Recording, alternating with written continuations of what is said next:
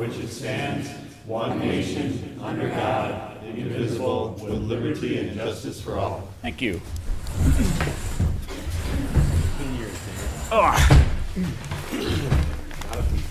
right, first on the agenda here is the approval of the regular agenda. Do I have a motion to approve this agenda? I'll make that motion.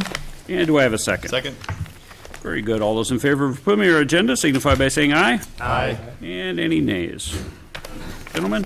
And our consent agenda, you've all had an opportunity to take a look at that. Do I have a motion to approve our consent agenda? So moved.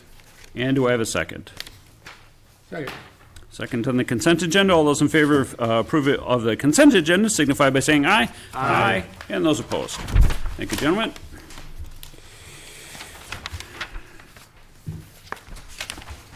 And we're going to jump right into staff agenda items with our city engineer, Brad Reefstack. Brad, take her away. Good evening, Mayor. Go members. ahead. Tom, did I miss something? I think we had number 5, concept plan review. Oh, pardon me. Yeah, I skipped right over that one, right to staff agenda items. Kim, is that yours? Do you want to? No, we have somebody here to present a concept plan to council. Okay. Get some feedback. Okay, real good. Is that you, sir? Yes, it is. Come on up if you could let us know your name. Yeah. Oh, we have it right here, Mr. Benton. Is that correct? Bettine, yes. Go ahead, Mr. Bettine. So, council members, I'm just looking to pursue getting, I believe, a CUP on building a storage unit on 60th Street, right off of Highway 36, and looking to get some input on that, on what you guys think, and if that's something we can pursue. Right now, there's 3 mini storage units in all of Stillwater and almost 20,000 residents. It's a need that should be met, and I think it's a great location right now. The land is sitting vacant. A house was on it about 15 years ago and was removed. Okay. Can you tell us exactly where from, like, Lake Elmo? What are you thinking there? So, do you want the address or? I want you to explain to me, if I were in my car on Lake Elmo crossing Highway 36 going north into Grant, what particular piece of land are you talking about? Right onto the 60th Street, the frontage road. Okay. Drive past all the businesses there. Okay. Polywater being the last, and it'd be the last lot left on your left. The old homestead there. Correct. Thank you, sir. All right, real good. And gentlemen, first, do we have any questions? Tom? Yeah, so I guess it'd be nice to have a picture or an overhead to kind of see what you're talking about here. Okay. That would have been nice. Do you know offhand, is that in the business zone or is that? It is not. It's in A2 right now. Okay, and I have not researched that because I wasn't sure exactly what lot you were talking about. I mean, if it's, I think storage units, and I'd have to check, would probably only be allowed in the business zone. So to me, that would require a rezoning, Okay. and that's not something we've done. From my standpoint, I probably would not be in favor of that. But So every other business there is in the business zone, obviously, and zoned for business, and that's the last lot that is still zoned A2. So is there a reason that we couldn't pursue switching it? Well, can I keep the floor? Please, Mr. yeah, Mayor? go ahead. The only question I would have is it in the middle of a bunch of business zoning, or is it separate from the stretch of business zoning? It's the very last lot that's I not. don't know what that means. Is it so- contiguous to that, or? It is. not- It connects right with all the other. Right with the other one? Correct. but Yes, it's sir. To one east or the west of that? It would be east. So it's the first, it's east. So we cut off the commercial line here, and you it's want to extend the commercial line. one a lot little bit over. farther. Yes, sir. So it is at least contiguous to the It existing. is. Yes, sir. business. That would be more palatable, maybe, but again, we haven't changed the zoning in a long time. So, I'm done. Okay. I'm going to turn to our clerk real quick, Mr. Bettine. Mayor and council members, the confusion came from your storage listed on your land use chart. It does not show any storage that is strictly allowed in GB. It shows that it's allowed, there's several different types, but it shows that it is allowed in storage as a principal use with a conditional use permit in all zones. Now, that being said, the city planner did kind of take a look at this because we had the inquiry, and I think she may want to explain some of the verbiage in that section. Jennifer? Mr. Mayor, members of the council, I can certainly pull it up, but essentially my interpretation of the code section that's referred to, which is 32-316, really wasn't intended to address mini storage. That wasn't the purpose of it. Obviously, I wasn't here in the 60s when it was drafted, but my skepticism comes from the fact that, I don't think mini storage was really a thing back in the 60s for the most part, but then also on top of it, I can't imagine that the city was interested in having mini storage throughout all of its A1 and A2 zoning districts. So from that perspective, I came to the conclusion that I don't believe that this line, this table of use line, was really meant to address mini storage, which is why when the clerk and I spoke about it, I said, if this is something that he'd want to pursue, that he really should come in front of the city council to get some feedback from you, because my interpretation of the code is that it would not be allowed. It's not something that we would typically, and mini storage, if you will, as a use is not on the table of uses. I would agree with Councilmember Carr when he says that more appropriate. I believe there is some mini storage, if you will, in the city, and that may have gotten sort of slotted underneath maybe the warehousing or something similar to that that's in the table of uses, because oftentimes, as is the case even tonight, when we don't have the exact use in front of us, we look at what's the closest thing on the table of uses. Is there something that's similar? If there is, how do we go through that permitting process? And that certainly happened in the past. So I don't know exactly how that was put in or how it was permitted, but it is in the general business district. The subject property is not. It is in the A2, and so that is how we came in front of you this evening. So that's a little bit of background. Yeah, informative. Other questions or concerns, comments, gentlemen? I think just do a follow-up on that. Yeah, so I guess, and I haven't looked at it in a while, our general business is pretty small, and I don't think it's a goal of ours to expand necessarily the general business, but I have also not looked at the general business overview lately. It is contiguous to the general business. It's right on the frontage road next to the other businesses. So as far as impacting the citizens of Grant internally and stuff, I don't think it would. We haven't changed the zoning. There may be issues or something we can look at if we're going to do it. Is it a text amendment? Is that what we? That's totally different with the zoning, isn't it? Well, Mr. Mayor, members of the council, actually, if we were to pursue rezoning, in this case, it's actually an application to make a map amendment. A map amendment, thank you. And so, while we've not processed those before, we have done text amendments, as you've noted. We have an application form for it. It's the same process, but it's not something we've done. Right. And so just the last follow-up to that would be, if we chose to do that, we might want to look at that whole area as a city and just decide, is that something we might want to just look at? Does it make sense what we're doing? Do we want to expand it at all, or do we want to expand a little bit more, or whatever? So, I mean, I guess at this point, without more detailed information, without consulting the staff with your idea, I'm pretty hesitant about doing it. But I guess at this point, I would, because it's contiguous and we could talk about it, I would not necessarily say no. I'd like to need the ramifications from our staff as to what that actually means. Okay. So that's kind of where I'm at. Okay. Kim. Mr. Mayor and council members, we can continue to work with Mr. Benton, but one of the issues, though, is if he determined he might want to pursue that map amendment to GB, there isn't a storage use listed that is allowed in GB. Yeah, so it would be, I'm going to jump in here. Yep. So you'd end up with a map amendment, you'd also end up with a usage change, and just in the interest of full disclosure, Mr. Bettine, this has been proposed, Mr. Carr may remember this, may not, has been proposed 5-6 years ago. We had another gentleman stand right where you are, asked exactly the same question, and at that time, the council told him that we weren't interested in taking those farm fields there, which is essentially where you are. By the time you spread that out a little bit, you've got a massive natural gas line there between you and Polywater, and you're in a cornfield. So taking and extending our general business down there is going to create, for us at the time, was unacceptable pressure for city water and city sewer. It is my goal up here, and it has been the goal of former and past councils, to resist city water and sewer in a very vigorous manner. And if we take that business district, in my mind, and slide it down, and that former council people said exactly the same thing. We're going to create too much pressure. If we do that, we start sliding it down one, we're going to go down another one, because there's a bunch of open land there. And then it's going to go down one, and then the golf course is going to come to us and say, well, this isn't very fair. You've got a bunch of general business here all along this corridor, so you're going to be developing your entire corridor. I've got a golf course. I'd like you to take a look at this golf course for us.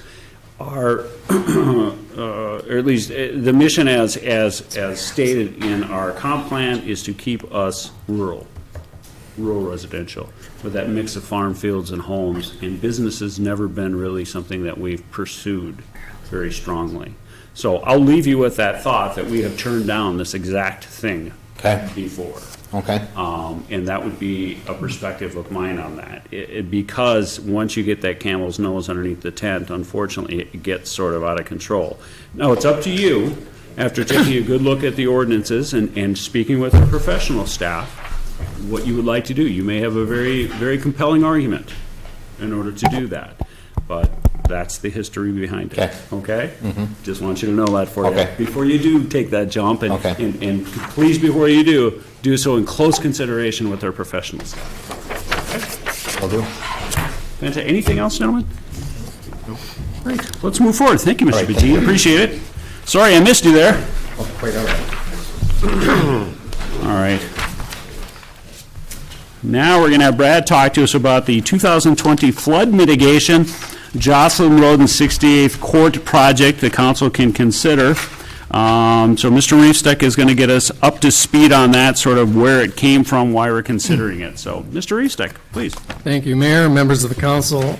Tonight I'm seeking authorization to prepare a plan of action to mitigate a potential flooding in the Jocelyn Road 68th Court area near Sunnybrook Lake. Just a few facts for you. The Sunnybrook Lake area is prone to flooding, impacting properties and roadways. Jocelyn Road is currently closed between 68th Court and Jocelyn Lane North due to the flooding. If flooding were to occur on Jocelyn Road south of 68th Court, approximately 9 properties would be directly impacted.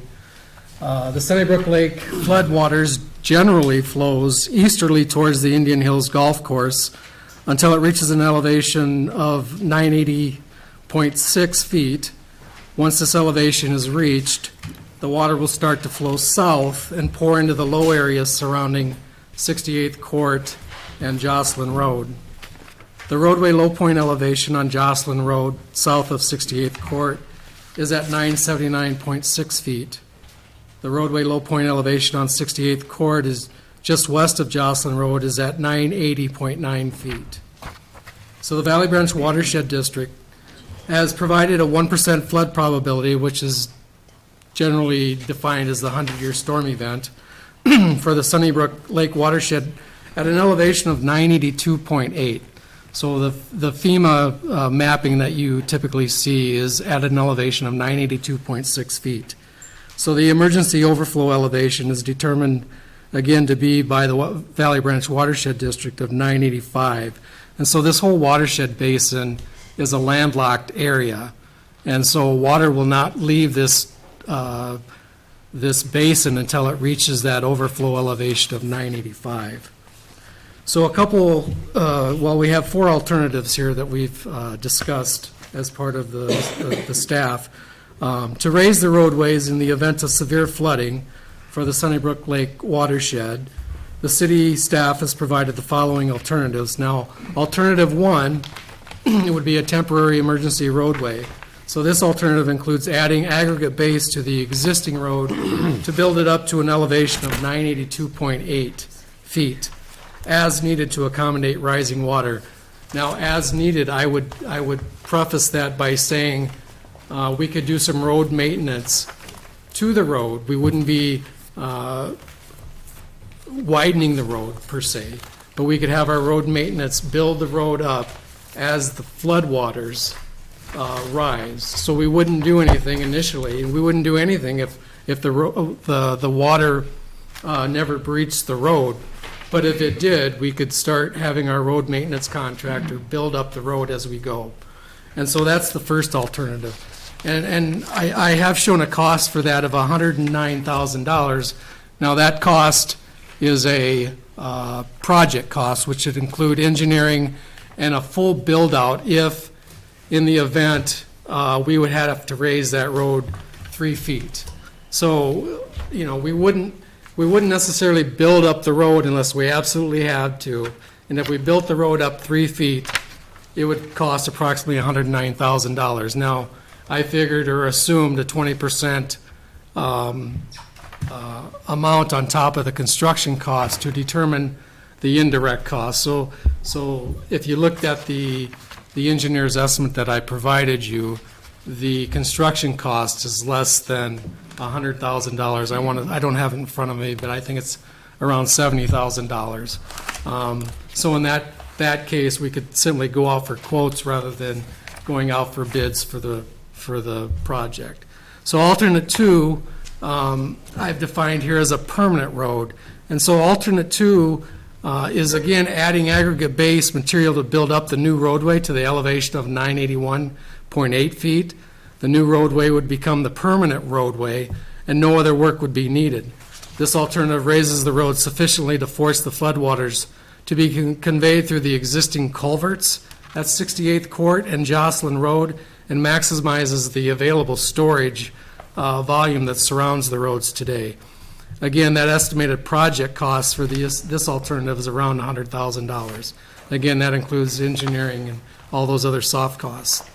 So the alternate number 3 is again another permanent road, but it would be adding to the road elevation, but we would build it up to that FEMA elevation or that 100-year flood elevation of 982.8 feet. Again, the new roadway would encroach on existing wetlands, driveway approaches, and culverts, and the new roadway would become the permanent roadway and no other work would be needed. This estimate is $193,000. So the last alternative is kind of the do-nothing alternative where we would just leave the roads at or near the existing elevations, and then we would have to work with other local agencies to implement an emergency action plan if floodwaters would exceed the roadways. So with that said, I guess I would be happy to answer any questions that the council would have. Gentlemen?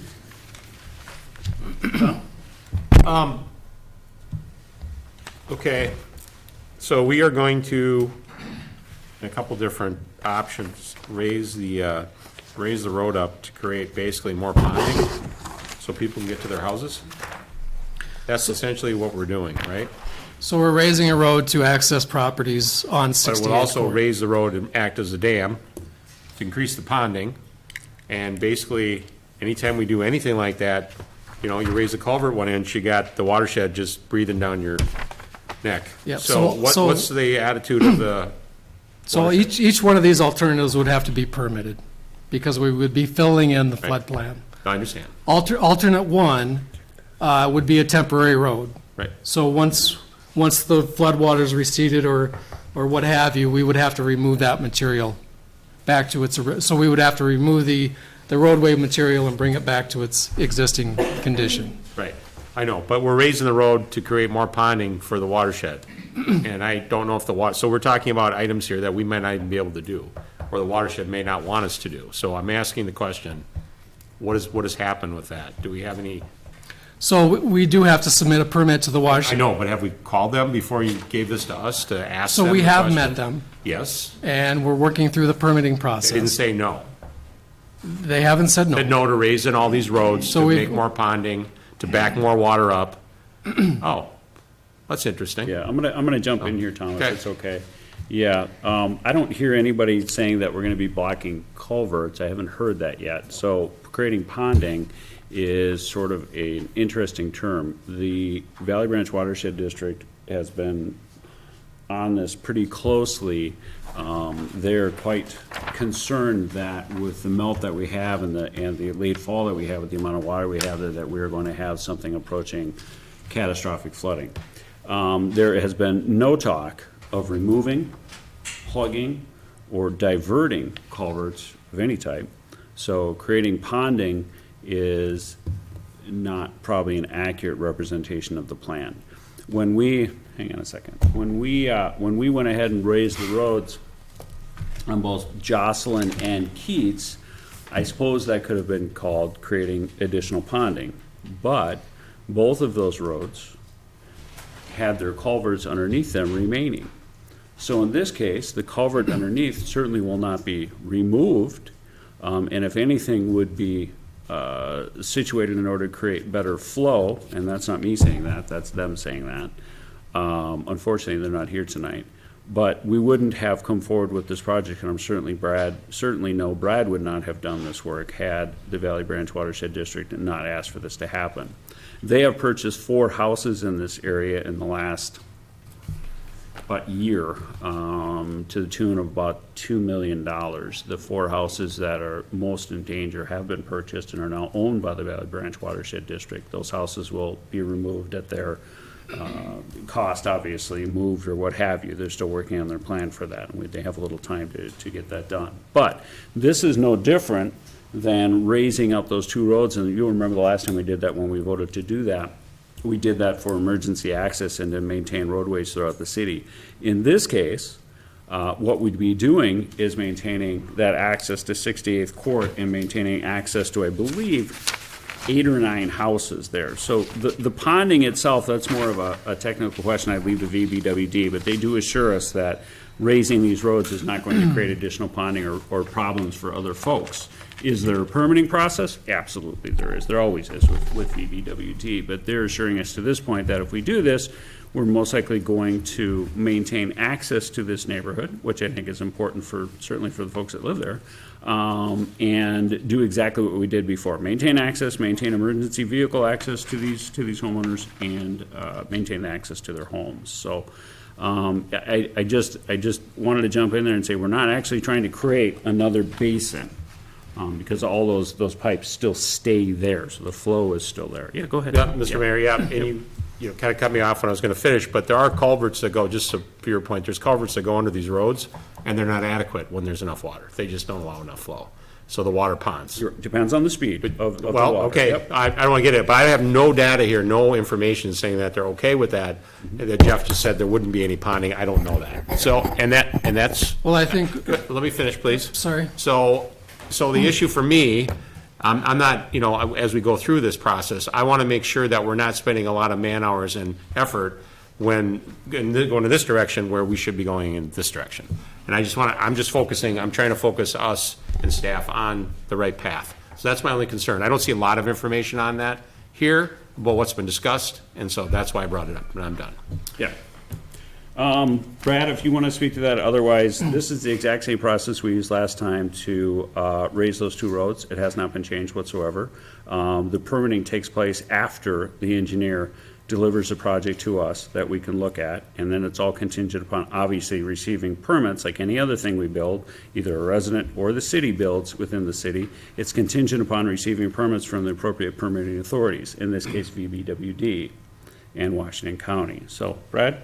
Yeah, so to get back to the landlocked basin, right, the water is going to build up to that 982.8 elevation, which would currently put it over the existing roads. Now, I have in my cost estimate to include replacing those culverts, and I've talked to the watershed district, and they're fine with those culverts being replaced as long as we're replacing them at the exact elevations and the exact pipe and at the exact same slope, so that we're not changing the characteristics of anything upstream of those culverts. So I would agree with you that the culverts are probably not in the best condition, and I certainly wouldn't feel comfortable with putting more material on top of those roads without replacing them.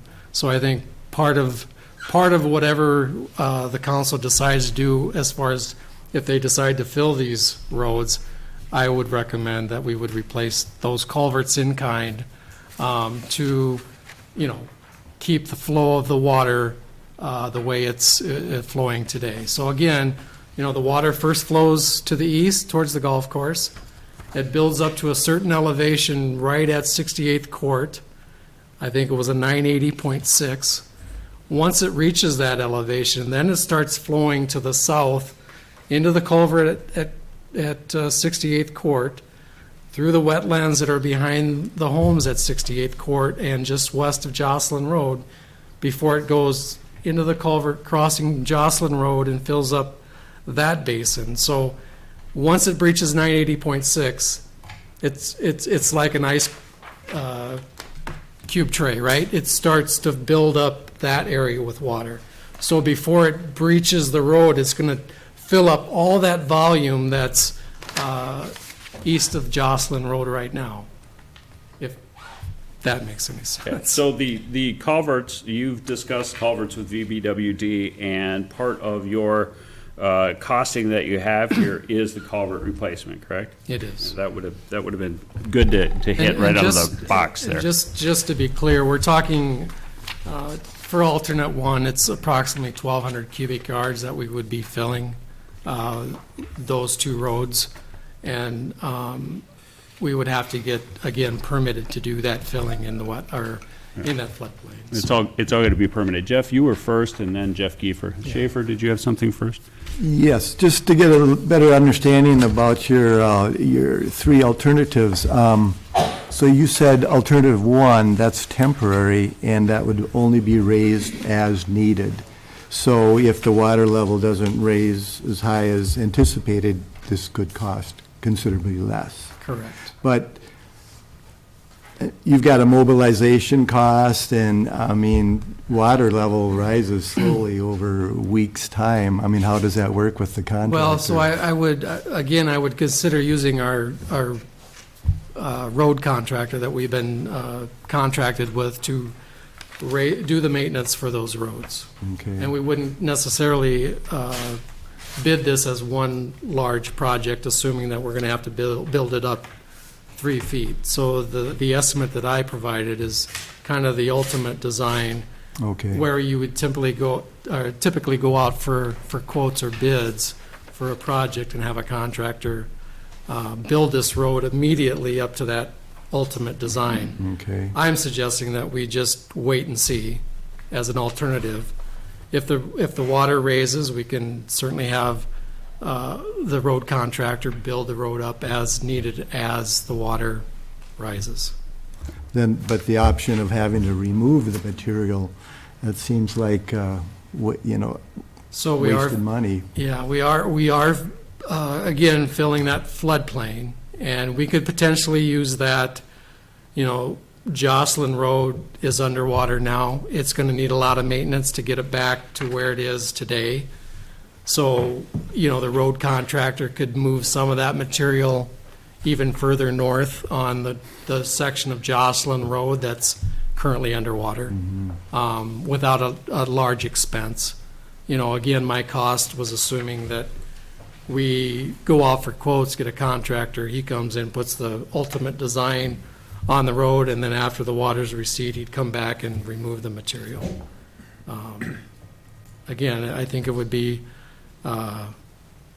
more economical, I guess, for the city to do it as needed. Okay. Then on alternate two, you've got a line item for pond excavation. What's the purpose of that? So the pond excavation,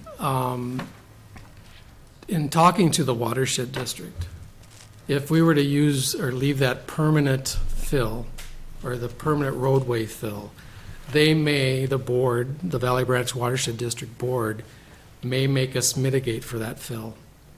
And they have, like the mayor has mentioned, they have purchased these properties along Sunnybrook. And so they would potentially make us mitigate for whatever fill we put in the roads on one of these sites. And so I'm simply just calling it a pond excavation, because we would have to remove whatever material, so the volumes stay the same. Okay, You I have a got net it. zero. You got to maintain that water holding capacity. Right. I see, okay. But I've been told that the board could decide that wouldn't be necessary from the Valley Branch engineers, but I wanted to put it in there just in case, because it's really up to the Valley Branch board to make that decision. And then the culvert replacement, it's the same diameter culvert as that's there now, Right. just new, Yep. good shape, I see, okay. There are unknowns every time we do one of these. Because we're dealing with Valley Branch Watershed District, we're dealing Washington County Conservation District, we're dealing with outside entities that have control over this process.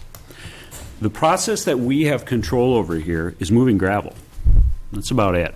We can move the gravel, we can put it on top of the road and raise this road and get it above the water, hopefully.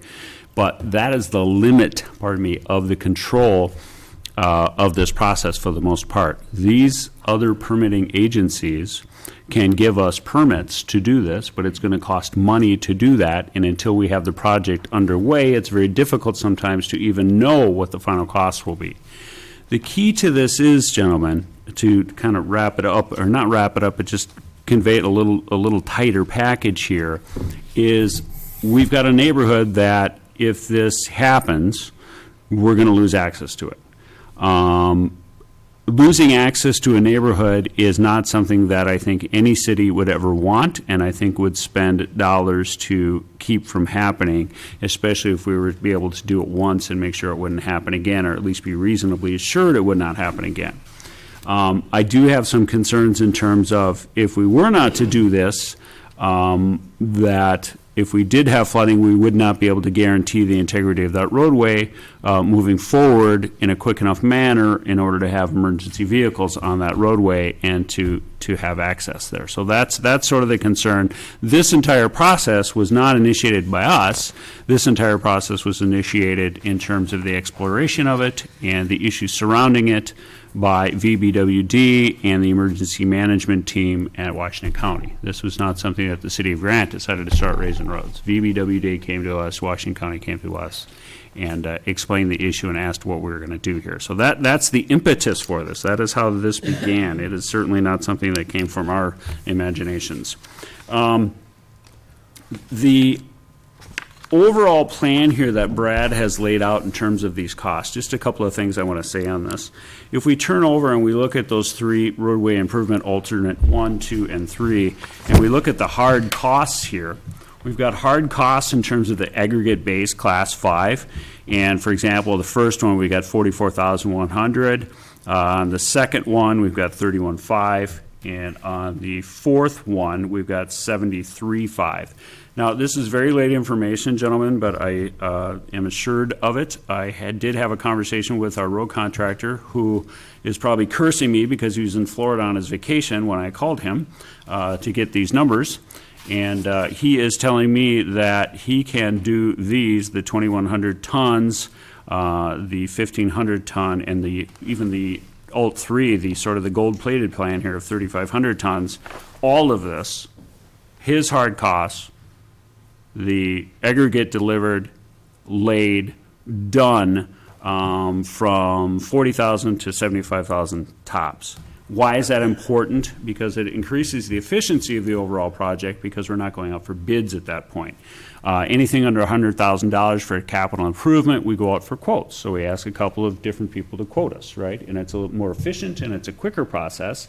And the Klein brothers, as Brad has pointed out, are the most efficient. For example, when I told Mr. Klein that there were mobilization fees of between $7,500 and $10,000, he laughed. He said, "No, not with us. That's not going to happen." But it was interesting. I just wanted you all to know the impetus and what the real cost that I'm hearing from our local contractors is. Mr. Giefer. Well, you bring up a good point, and you know, our local contractor, Klein, they know our engineering. They've been really good. Does this make any sense? I mean, should we just not table this till? I mean, how long will they be able to put together something? I don't think we can table it, actually. Okay. You know, the more we look at this project, and tabling was always something that I had thought of, and really gathering maybe some more information, putting together something more comprehensive. But the amount of meetings that we've had with VBWD, Washington County, this is really the culmination of those. We've done this before. We raised those two roads back 2 years ago, 3 years ago, and got all the permits and got it done, and it was very efficiently done. We're doing exactly the same thing here today. Unfortunately, VBWD, if I'm not mistaken, has a paperwork issue with the permitting of this. Kim, can you please bail me out here on some of this? Yeah, Mr. Mayor and council members, I'll just note that the watershed district has their own guidelines and timelines and when their meetings are, and this has to be approved, permit issued. But one of the biggest issues here is this has to, if it's going to be done, has to be done before it starts melting. There cannot be a thaw to get this road done right. The trucks will sink. Okay. Dave, did you have something? Happy to answer any questions. Okay, sorry, I thought I saw your hand up there. Jeff, did you want to keep going? So are we saying that we can't use Klein because of, No, we can, but We we need can. to make a decision today as to what we're going to do here. and it's hard to do that if we don't have all the Well, firm figures. you never have the firm figures from VBWD on the permitting until you get going on it, and then they decide what you've done. It's like, they can't say, you're gonna spill, VBWD is never gonna come to you and say, oh, you're doing that road? Well, you're gonna spill half a truckload of gravel in there, and we're gonna charge you X amount. They don't know what you're going to do yet. They're not quite sure whether or not the plan is right to plan or not. But Brad, I want you to expand on that in terms of getting that permitting. We pay for the So permits I- up first, but Yep, so I guess I would recommend that we permit the worst-case scenario, meaning we would permit up to the 982.6 elevation, 92.8, I'm sorry, and assuming that we're going to build a new road out to that limit, a full-width road. That way, the watershed district, at least we're permitted to do that much work within their wetlands. And if things come to pass that, that we don't need to raise the roads because the water, because we get a dry season or whatever, right? We just don't build the road. And at least we're permitted out to those limits, so if we do need to raise the road, we can go ahead and raise the road full width, keeping it, again, we would only build what we need to a certain elevation as the water rises. yeah. I wouldn't suggest that we would build the road immediately up to the 982.6 Right. and make it permanent, but we could at least go out to those limits, build a permanent road, and then build on top of that, just so that we're permitted. Yeah. This, Dave. Not that there's a difference in terms of what Brad is saying, but one message that I think the council might want to consider is this, that this is a situation where a regulatory body, whether it's the city or the Valley Branch Watershed District, particularly the Valley Branch Watershed District, doesn't just sit in the position of a passive regulator to receive and process applications as it ordinarily might. Instead, it's got to take a really proactive approach to both any permitting requests that the city would ask for and the elimination of restrictions, such as through exceptions in their rules. And so, long story made short, I wonder if the council's of a mind to generally authorize staff to pursue an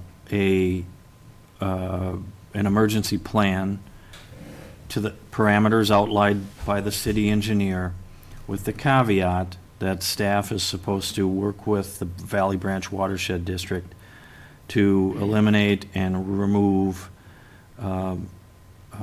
routine regulatory impediments, such as might be mitigation and other things. In other words, could the message, or would council be comfortable with a message that says, we are authorizing staff to pursue repairs to this elevation and to this width, but before actually pursuing that, we need to be satisfied, fully satisfied, that all the regulatory hurdles have been affirmatively cleared by the watershed district, and we're not just put through the run-of-the-mill grinder here. I like where you're going with that. Those conversations have been had in a very forthright and nearly aggressive manner. We have made that case very strongly with them, that we're not just building a road to a new development, we are trying to save access to one of our neighborhoods. And I think that's been has been taken well by them, but as you can well imagine, we don't have anything concrete either. And I wish I could give that concrete assurance, and I cannot to anyone here. There is no concrete assurance when you're dealing with another permitting authority. But Dave, I like your thoughts. Kim? Mr. Mayor, council members, I'll just add that the Watershed District has been incredibly cooperative. They are waiting for word tomorrow what action is taken on this, and actually will be expediting this to get it in front of their board to take care of all the process and publishing and things that they need to do. So they have been very good to work with. Tom? Any thought on cost sharing on this? Has anybody, that come up? Mr. Mayor and council members, it did. The Watershed District, I'm not sure exactly how they worded it, but they've spent a lot of money on buying these properties out, and they just don't have any extra in their budget right now. They do have money in their budget next year to potentially buy some more properties. Mr. One question. So you mentioned buying properties out. So maybe Dave, if it's okay, could explain why we need to do this from a legal obligation to the city? I.e., could we be on the hook for buying these properties if we don't do something to create the access? Well, sure, happy to answer the question. The city wouldn't be the principal target or even perhaps a proper target for those types of claims, but it is fair to recognize that the city's got an obligation to maintain and keep roads available for access as it can. Similarly, the Watershed District has an obligation to manage its water in a way that doesn't obstruct those roads, and so those duties taken together kind of compel you to act as reasonably as you can to keep access, although it can't, sometimes it's inevitable it gets impaired, but bottom line is, everybody would be served by the approach that the city's been pursuing here, which is kind of to lead the charge in terms of taking proactive action. That would be advisable, and you bet. I will say this, I don't want to unnecessarily lengthen this, gentleman, but there was a fourth option here, which is leave roads at or near existing elevations, work with other local agencies to implement emergency action plan if floodwater exceeds the roadways. Tonight we have with us Mr. Doug Berglund. Doug, would you mind coming up? I just have one or two questions for you, just very quickly. I just want to explore number 4 real quick. Could you introduce yourself to everyone? Doug Berglund, Washington County Emergency Management, work for the Sheriff's Office. And been along for the ride, if you will, through a lot of the meetings and talks that we've had since early last fall. So aware of the situation. Mm-hmm. It's been a long road to get to this point in terms of the amount of meetings and planning that's gone into this. And Dave is exactly right. They are all expecting us, it's our city, to take the lead on this. They're not expecting to come in and do it for us. They're expecting us to take the lead while they are working with us. Mr. Berglund, if we were to lose access through these roadways here, what would be the plan for emergency services here and to get help to these folks if that help were needed? Sure. Mr. Mayor, council members, I've been in multiple discussions with the public safety agencies, so I'll say that I can really only speak for the law enforcement side as a member of the Sheriff's Office. In terms of the fire department and the EMS agencies, which I spoke to them both about this, but I think you'd be best served to have those communications directly with those organizations. However, we've discussed multiple contingency plans, if you will, if that is the option that we're going to go and just wait and see what happens, and if the water levels come up, we'll respond accordingly. There's a lot of variables to this. One, of course, would be what level of water are we talking about, and are the residents even going to stay in their properties? So go on the assumption that if the residents can use the road to get in and out, then we're going to be able to get in and out with our squad vehicles. One of the contingency plans that I'm working with the patrol commander is to integrate one of our heavy-duty pickup trucks as a patrol vehicle with the same equipment that one of the Explorers or Chargers would have, and then use that during this time period where there's a risk there. So certainly that vehicle, to a certain extent, would be able to access that area. If the water level gets such that we're not even going to be access it with that, I've had discussions with Matamidi Fire and our patrol commander on staging an airboat at Matamidi Fire, and discussions with him about doing a tour there to take measurements and make sure that we'd be able to store it there, but his belief is that it would fit.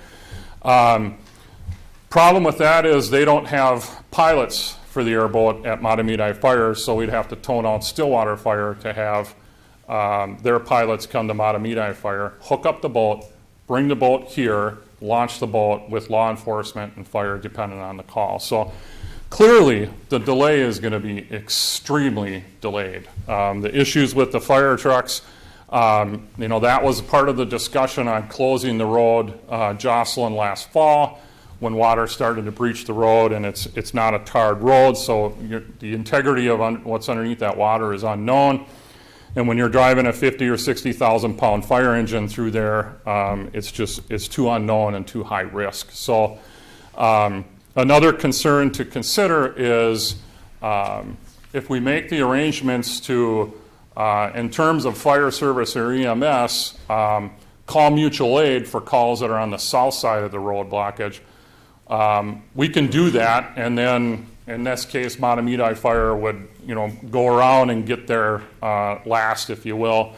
The issues with that is if there's calls for service on the north side of that, and your public safety folks are on the south side, that response is going to be delayed to areas that might not be affected by floodwaters because they're on the wrong side and they get a secondary or subsequent call. So.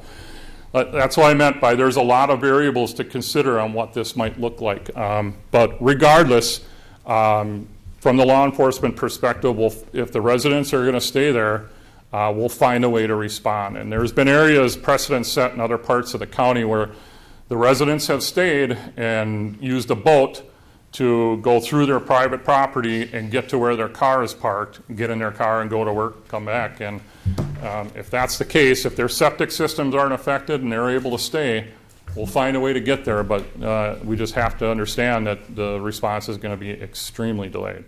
Okay. Questions for Mr. Berglund? Thank you. Thanks very much. And a time to wrap this up, make some decisions, I guess. I'm sorry, yeah, say something, because I don't always see it. Yeah, that's okay. You said the culverts are going to be replaced. Did you consider any, to Tom's point, any flow percentage increases or additional diameter culverts, just to make sure that when we do something, that we are adequately protected for flow both ways? Again, Because I know you're just replacing the culvert with a new culvert, but the same diameter, and, you know what I mean?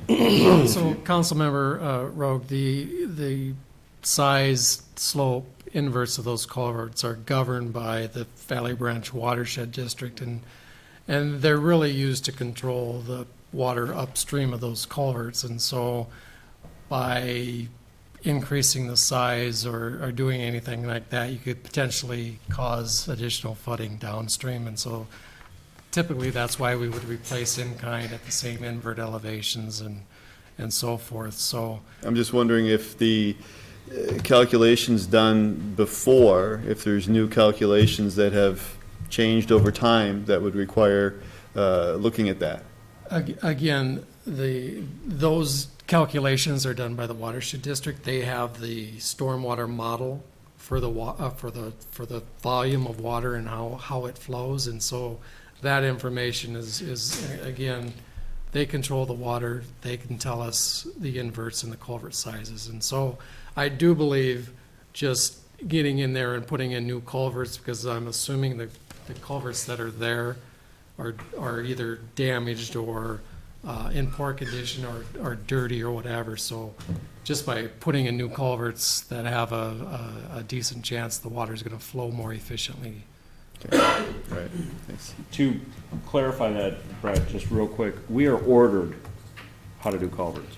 This isn't some sort of a choice that the city has. We can up our culvert a couple inches or put in a 24, no, that's not No, that how it wasn't works. my point. My point Yep. was, is that, the new calculations, because these culverts were put in how many years ago? Oh, yeah, no, there's new calculations every time we put in a culvert.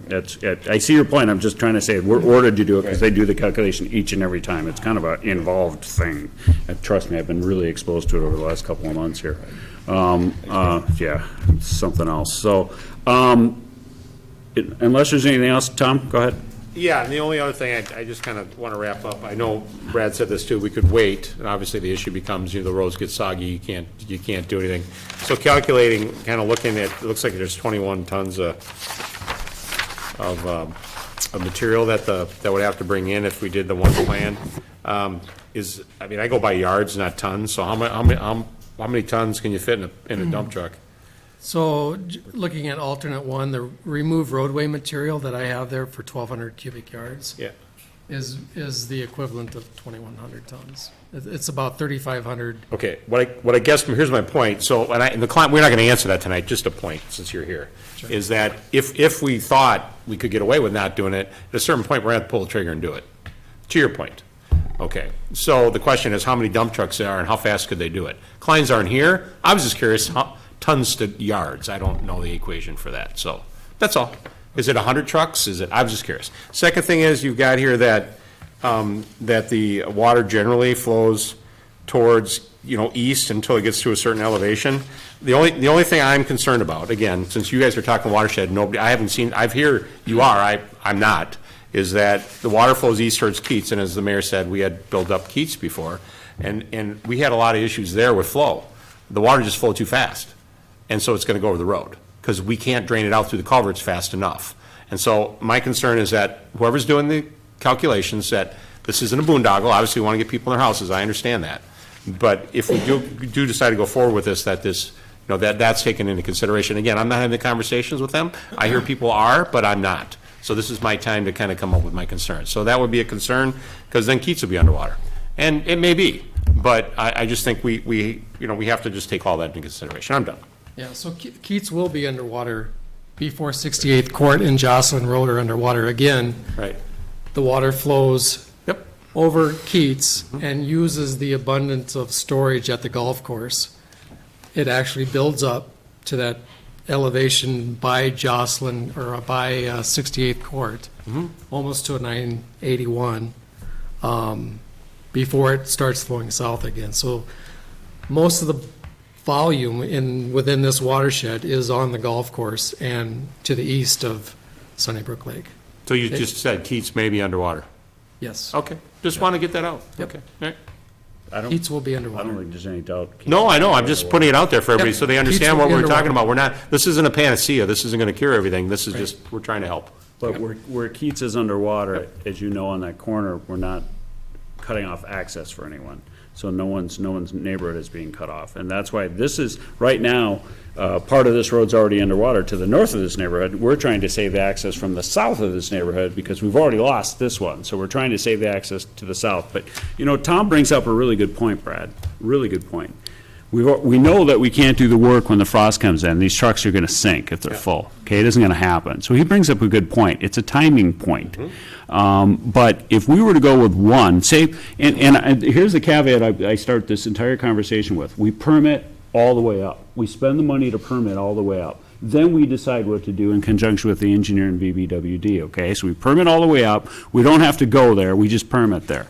Tom's point of how many trucks it takes to move this amount of material in here, get it compacted, ready to drive on before that frost comes up, okay? And then we're racing frost and we're racing water.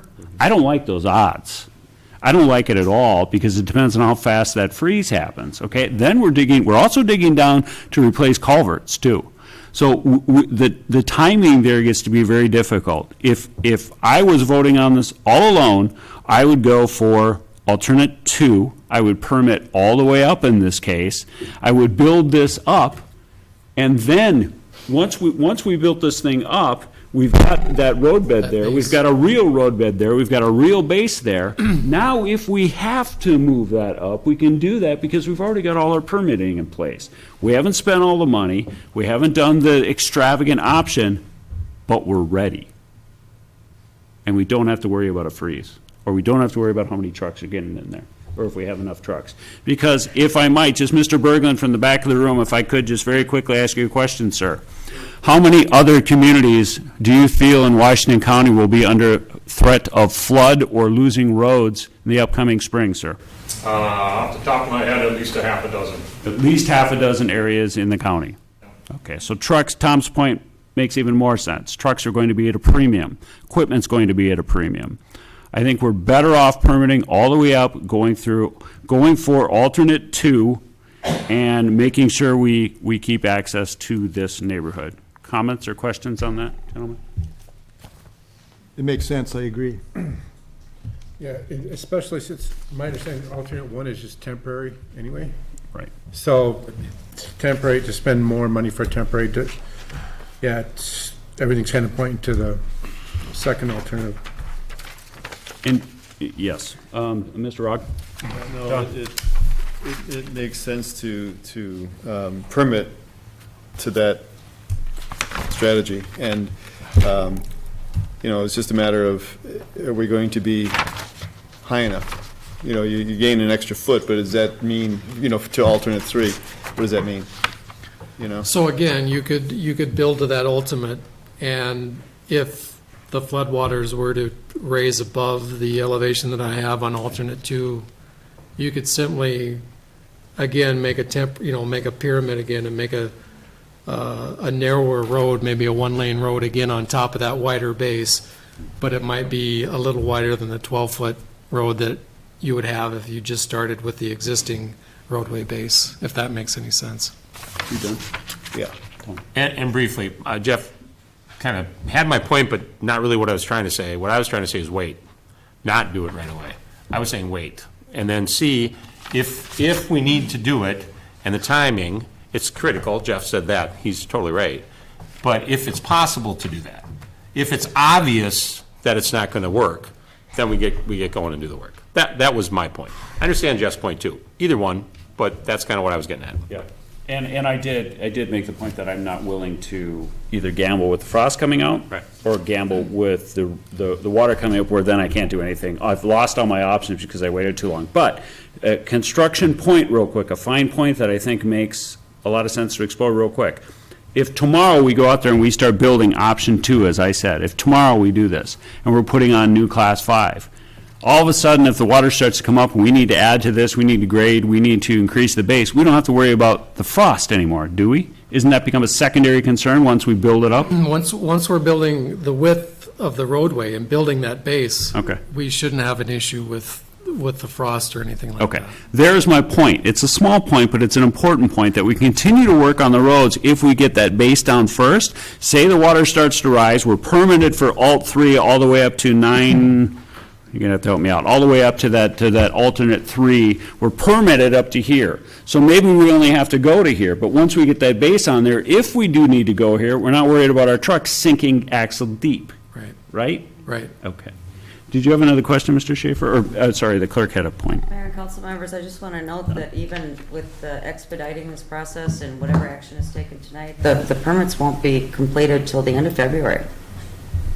So you're looking at not starting any work until early March. Okay, so we have even more chances. Mr. Ogg? And I'm just trying to make sure I understand this. We're going to try to permit to 3, which includes going into the wetlands, right? Yep. So you permit to that, and then if we have to go to 2, we're all good. Okay. Yep. All right, good. We're covered then, right? We're not We going are to be covered. problems with these. We are covered. We're covered. All right, gentlemen.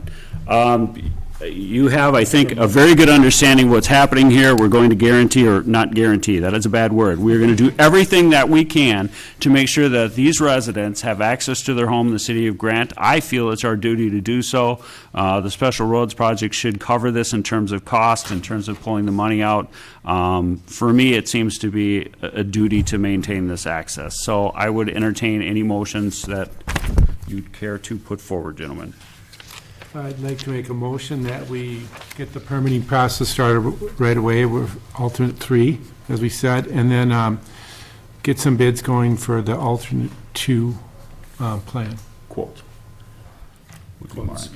Quotes, Okay. sorry, quotes. No problem. Kim, does that make sense? Dave, you're okay with that? Yes. Very good. Any other Well, let's get a second on this first. Do I have a second? I have a second for Mr. Schaefer. Any further discussion, gentlemen?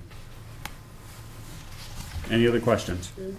Yeah, I'm just gonna say, John? you know, Yep, please. basically, when we, as Brad was saying, and you were saying, once we get permitted for 3, depending on where the water is, you know, because if it's gonna take a month, we're gonna have melting going on, and we're gonna determine what's going on. Right. Okay, that's good. Yeah, and then we'll be able to make Right. better actions moving forward. Right. We'll be able to judge the situation moving forward at this Right. point, okay? Good. All right, we have a first and a second on to permit up to alternate 3, but to authorize Brad to move forward with the quote process for alternate 2.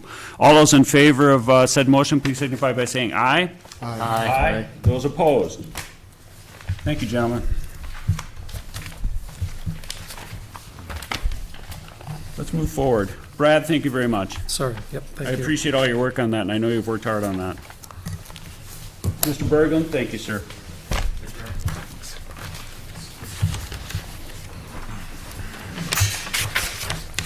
Ms. Haskamp, we have a consideration for a conditional use permit for a wildlife rehab with veterinary activities on Jamaica Avenue. Can you tell us what's going on?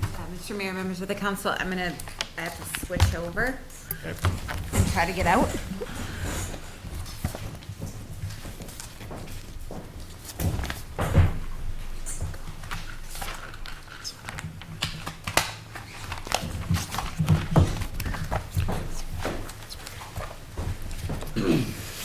So, good evening, Mr. Mayor, members of the council. Before you this evening, we have a request for a conditional use permit at the property located at 10629 Jamaica Avenue North.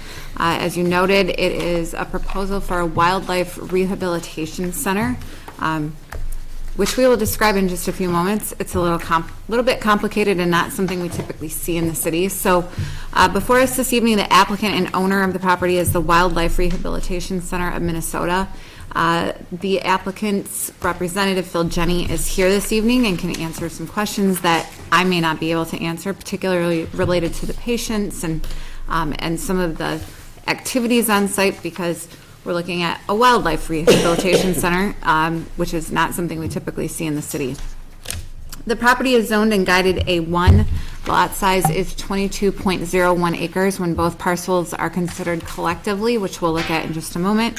And the request is to basically develop and operate the wildlife rehabilitation center from the subject property.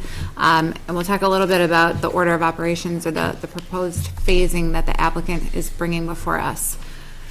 So the applicant was in front of the Planning Commission at our last meeting on January 21st. At that meeting, we did hold a public hearing.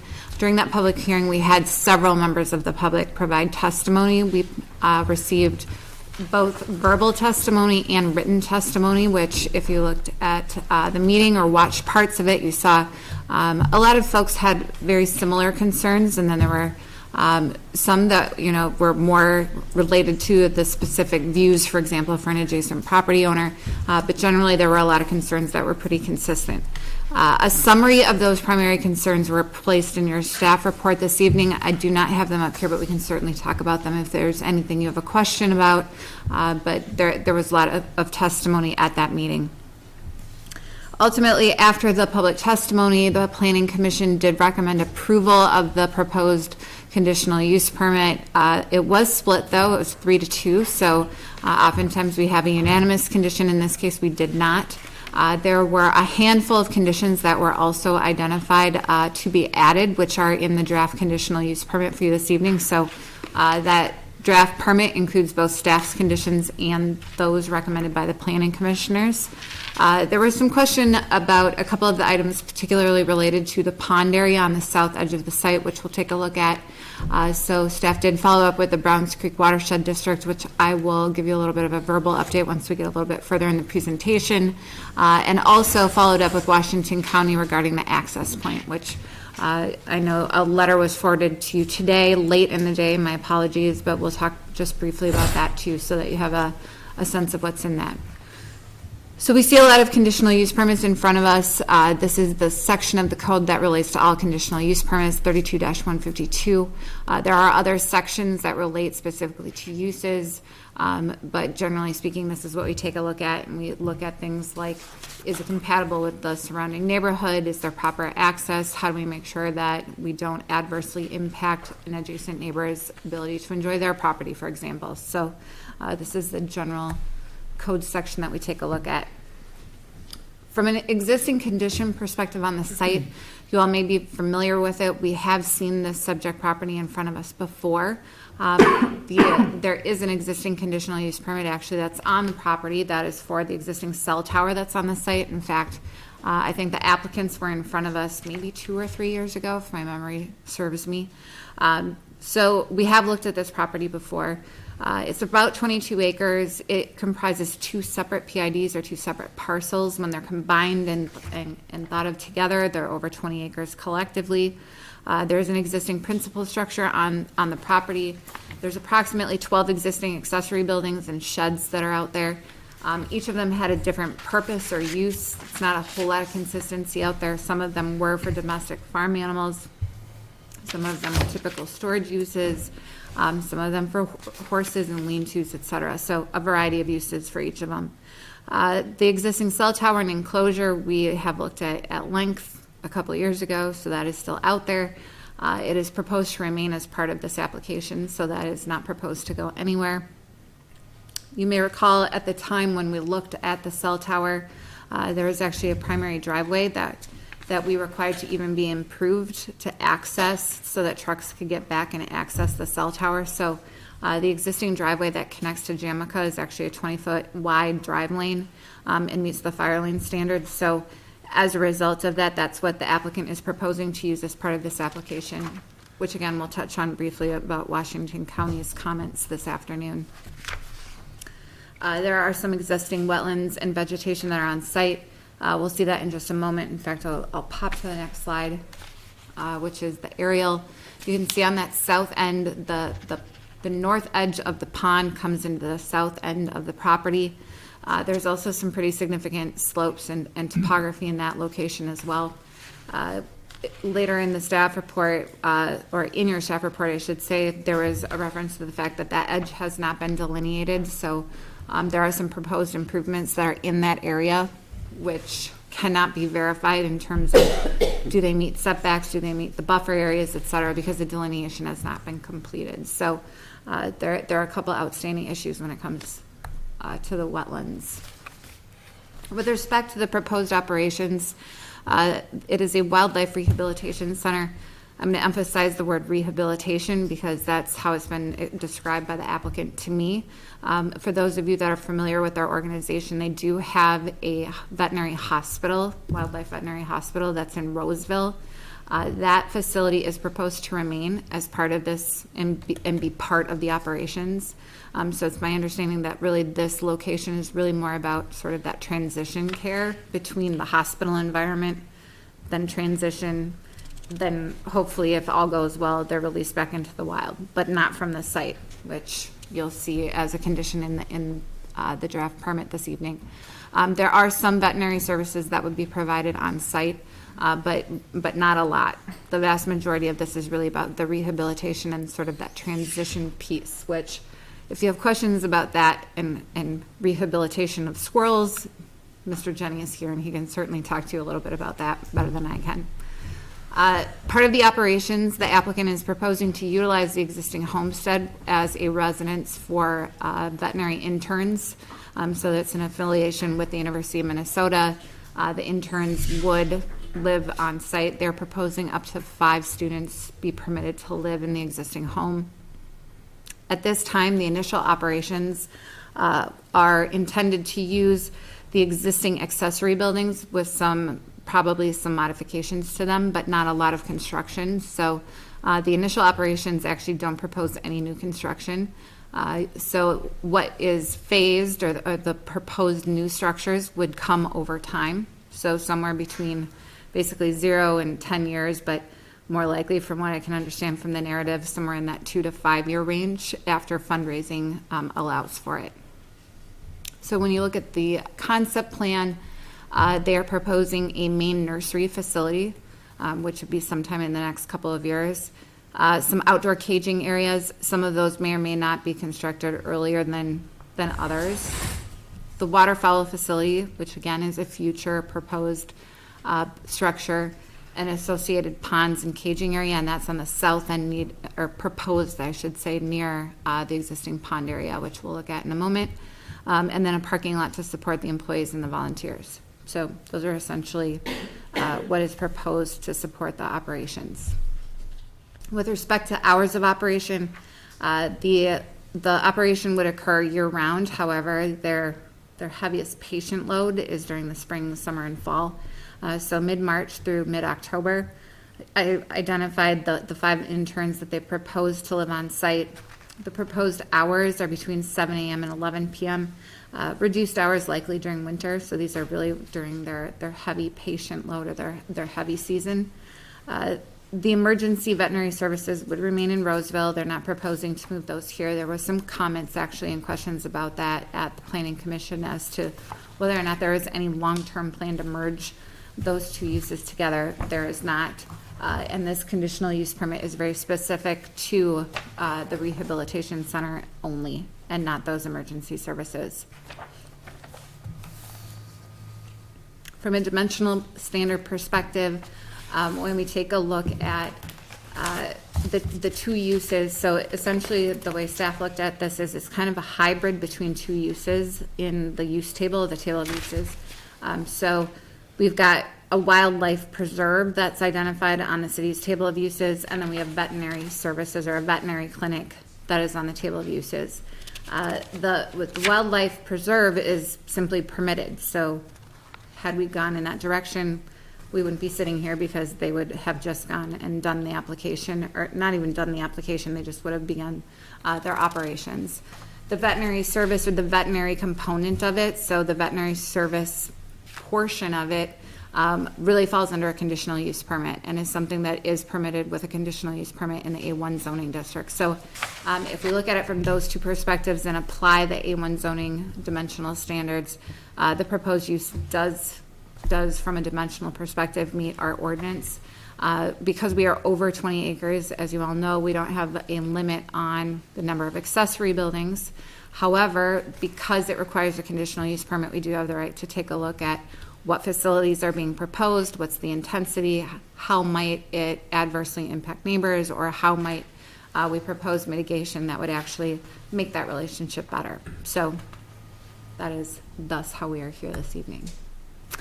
So from a site plan perspective, this is a little bit difficult to take a look at. I know you saw it in your packets. I'm going to do my best. The heavy or the darkest boxes that folks can see up here are really where the proposed improvements are.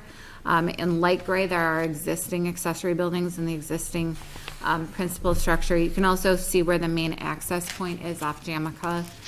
That driveway, as I stated before, is proposed to remain in place and be used to support the operations. Most of the smaller rectangles that are on the site plan are the caged areas. So those are sort of outdoor or semi-enclosed areas. Based on the narrative, all of those areas are proposed to be double fenced. The larger structures, so there's one kind of, I always forget my little pointer doesn't work in here, but it's sort of in the middle and it's kind of in a T shape or more T-shaped than others. That is the main nursery facility that's proposed. And then south of there, there's a large rectangle. That large area is the proposed waterfowl facility. In your packets this evening, the Browns Creek Commission provide additional response between the Planning Commission and the meeting today. And I haven't had a chance to speak with the applicant about it or the Washington County correspondence. However, Browns Creek did say that at this time their permitting really doesn't get tripped because we don't have full building plans for something. However, at such time something would be applied, their erosion control and their stormwater and all of those permitting pieces would get tripped, obviously, because we're looking at square footages that would require that. The applicant is aware of that. That's nothing new. But what did sort of come out of that conversation was a map that was in your packets this evening that showed a steep slope area where they also have restrictions that would come into play that are larger than where our steep slope ordinance goes. So from that perspective, we can assume, unless we were to shoot the topography and come up with a different, topo map, that the waterfowl facility on the south end and then also those caged areas are actually within that steep slope area and likely either wouldn't be permitted or they'd have to go some sort of variance process with the watershed district in order to make that happen. So that's a bit of an unknown. It's probably more of an unknown than even when we were in front of the planning commission, because we're not dealing just with the wetland setback, we're also dealing with that steep slope in the buffer area. So moving on, very similar to the conditional use permit for the cell tower, this conditional use permit would also have to be recorded against both PIDs and both parcels because they need that 20 acres in order for the number of accessory buildings to fit or meet our zoning standards. From a setback and a frontage perspective, it's a little bit complicated from the standpoint of we don't have accessory building standards for caged areas, as you might imagine. So staff looked at them and said, well, essentially, if we're looking at the closest thing it might be to, it would be a domestic farm animal type of structure. We have a 100-foot setback from all property lines for those structures, so staff would recommend that we apply that to anything on the site, since we're dealing with animals or wildlife in this case. So all of the structures as they're proposed with that waterfowl area being a little bit of an exception, meet this standard with the exception of there's a caged area on the south side of the main nursery building that would be encroaching in that setback, and staff recommends that would be changed so that everything meets the 100-foot setback. I did put in italics up there the discussion about the waterfowl facility because I have to tell you that I'm becoming increasingly more uncomfortable, if you will, for lack of a better way of saying it, with that proposed location just because of the unknowns with Browns Creek Watershed District. So there's a couple ways that we can deal with it tonight, which I can address when we get towards the end of it when we're getting through the agency discussion. But because there's so many unknowns, because the ground is frozen and we can't do any sort of delineation out there and the steep slopes, et cetera, that location just really feels as though it's highly unlikely that they can get it. And if they can, it would really require some variances and more procedure. So from that perspective, we may look at taking that separately perhaps, or that might be something for you to consider this evening. The second piece that's a little bit unknown or not quite as memorialized, I would say, would be the parking and the transportation or the traffic component. So in the applicant's site plan, if you scale that out and use our parking ratio, it results in about 14 parking stalls is the area that they identified. Based on the narrative, depending on when and how frequently the number of volunteers are out there at sort of full build out, staff thought conservatively that there needed to be at least 30 to 35 parking stalls to support the number that were stated in the narrative. The other piece of that is the proposed material and the construction of the parking lot, the timing, et cetera, was not identified in the narrative. It states that obviously they acknowledge that they likely need it, but not a lot of detail with respect to when or what or how they propose to construct it. The other piece of that is because of the main nursery, because of what type of operation it is, we would need to work with the building official to understand whether or not ADA compliant stalls would be necessary to be put into that parking lot as well. And that's just a little bit of an unknown at this time. So related to that is the existing driveway and access into the site. So at the moment, they are proposing to use the existing driveway from Jamaica. I received a correspondence from Washington County on Friday last week that we forwarded to you later this afternoon, and my apologies. I thought I forwarded it when I got it on Friday, only to realize that I drafted it, but you never got it. So my apologies in advance. However, essentially what the letter said is that the county, because they don't understand the number of trips that are going to get generated in and out of the site, Don't know if there would be the need for example, a dedicated right turn lane to get in and out of the site. So they suggested that instead that the access be from 107th Street because there's a dedicated right turn lane. Now, I actually did talk to the county about this last week when we were having the conversation, and I said, look, there's an existing driveway there. It's a 20-foot wide driveway. It was put in there for a conditional use permit. I can't imagine that the council is going to be thrilled about that or that would be palatable. And they said, well, essentially, we don't know what the numbers are. And so part of it, and so the easy solution here is to say, put it off 107th, right, if you're the county. So from staff's perspective, I think what we really need to understand and be able to demonstrate, depending on how this discussion goes tonight, is that the number of trips that are actually getting generated in and out of this property on a daily basis are actually very similar to a single-family residence. We're not looking at a huge increase. It's occasional, based on my understanding, occasionally there would be more vehicles there. So from that perspective, we need to actually get the applicant to tell us what that is and really get a true trip count and plan of how many trips are going to come in and out in order to have that conversation with the county. Because honestly, I can certainly understand and appreciate the county's perspective of if we don't know how many trips are coming out, in and out, and if this is commercial, whether or not there is a way to safely get in and out of the site. So I can appreciate their comment, but I think we really need better information from the applicant with respect to trip counts in order to get at that from an access perspective. So to me, these two pieces are very tied together. We need better information about how many cars are going to be on site on a daily basis so we can figure out the proper way to get adequate parking on the site. And the second piece of that is then to ensure that safe access can be in and out of the site based on the number of trips. So I also don't want to put any words in your mouth. However, I do know historically conditional use permits, we always encourage that the access comes off the county road. So I would assume that that is what the condition would be. So the goal here is really to figure out if the use is palatable, how to ensure that the access can be maintained and moving forward, that all trips come in and out of that current driveway location. The accessory buildings, as I stated, there's no immediate plans. They are a nonprofit. They are proposing, which based on their narrative, to fundraise to be able to construct the facilities. So as a result, when staff met with the applicant, we said, please show us what your build out is so that neighbors know what the ultimate plan is and that people don't feel like there's some kind of bait and switch later for a little bit more intensity. So that's part of why we have a little bit looser application this time, from the standpoint of this is something we don't see every day, and it's not certainly, we don't want them to come in and say, look, we're going to use the existing buildings today. They get the conditional use permit.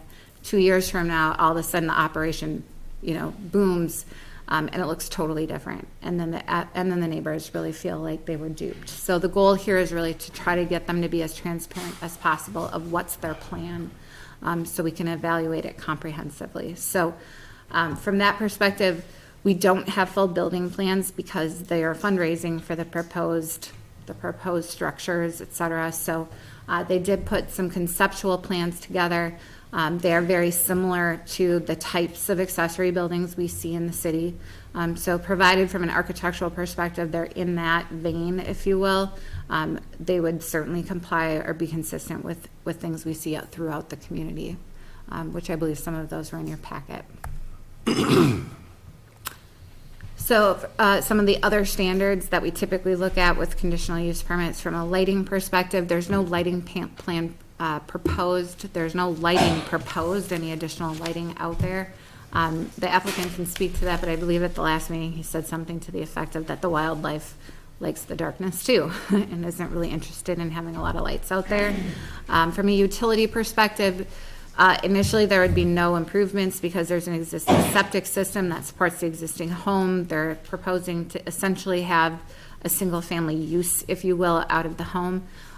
If and when, or at the time that the main nursery building were constructed, they would likely need to enlarge the septic area, and staff has placed that as a condition in your draft conditional use permit this evening, that essentially they could not get a building permit for anything on site without making sure that Washington County Environmental Services has permitted a septic design that could support it.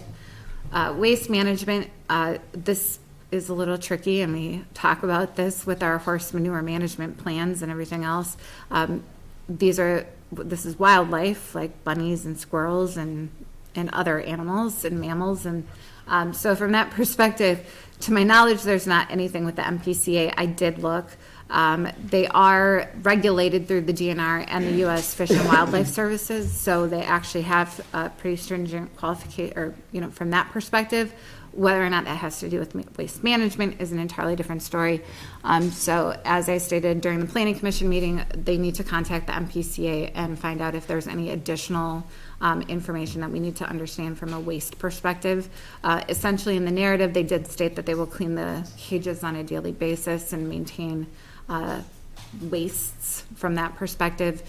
So whether or not there's anything beyond that, we need to hear from the MPCA. My inclination is the answer is no, based on previous discussions with them about our other questions related to manure management.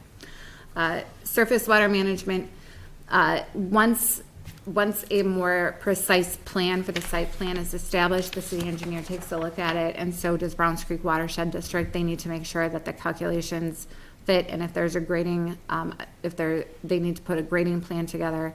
And Brad works with the Watershed District to ensure that it meets our code, and then also the Browns Creek code as well. From a fencing perspective, they were not proposing, there were some questions at the Planning Commission meeting about, they are not proposing to fence the perimeter of the site. They are only proposing to fence the areas that are designated as fenced areas. Neighbors did indicate they did not want to see the perimeter fenced, because obviously that would kind of create potentially a visual eyesore. So that is not what they're proposing. They're proposing those fenced areas. Staff did note that we did not get full specifications for those fenced areas, and that those would be required because they need to meet the city's ordinances, and we need to make sure that the height requirements and the design, et cetera, meet our code. But they are set back outside of all yard setback areas, which means they can go up to 8 feet based on our current ordinance. So the other agencies, I've touched on both of them. The two that are really the primary here are the Browns Creek Watershed District.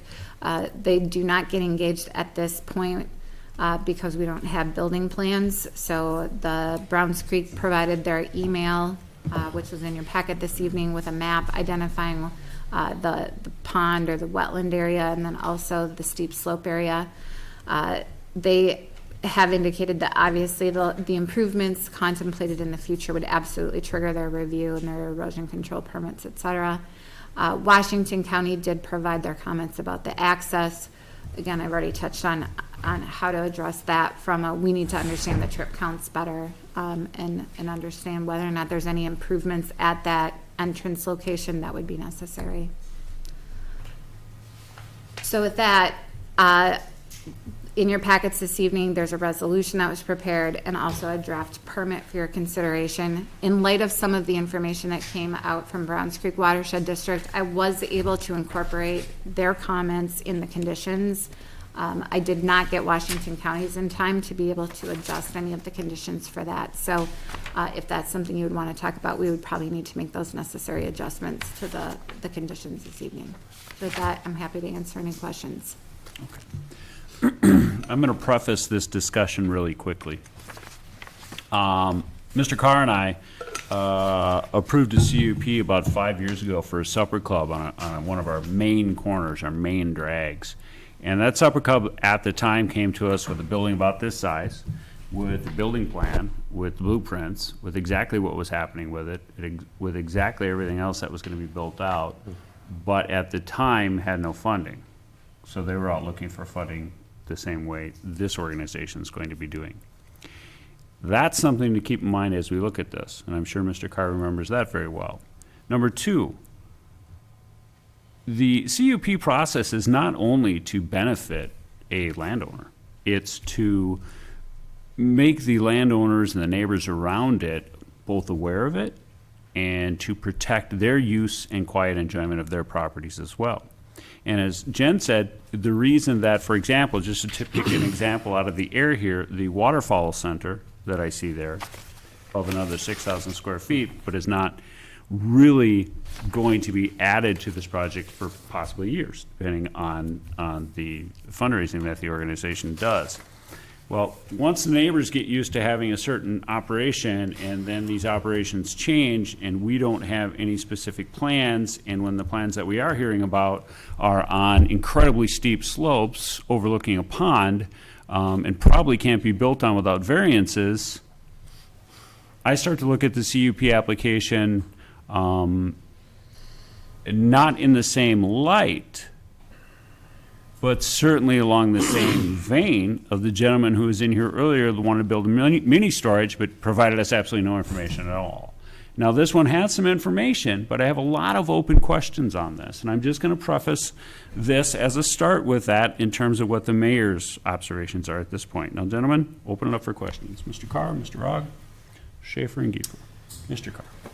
Yeah, I have a couple base questions before I kind of get into my questions. So we've got a CUP, and to the mayor's point, and he made some good points there, is the CUP also runs with the land. So it's not just this applicant who looks like a marvelous gentleman, or wherever he is. I don't know.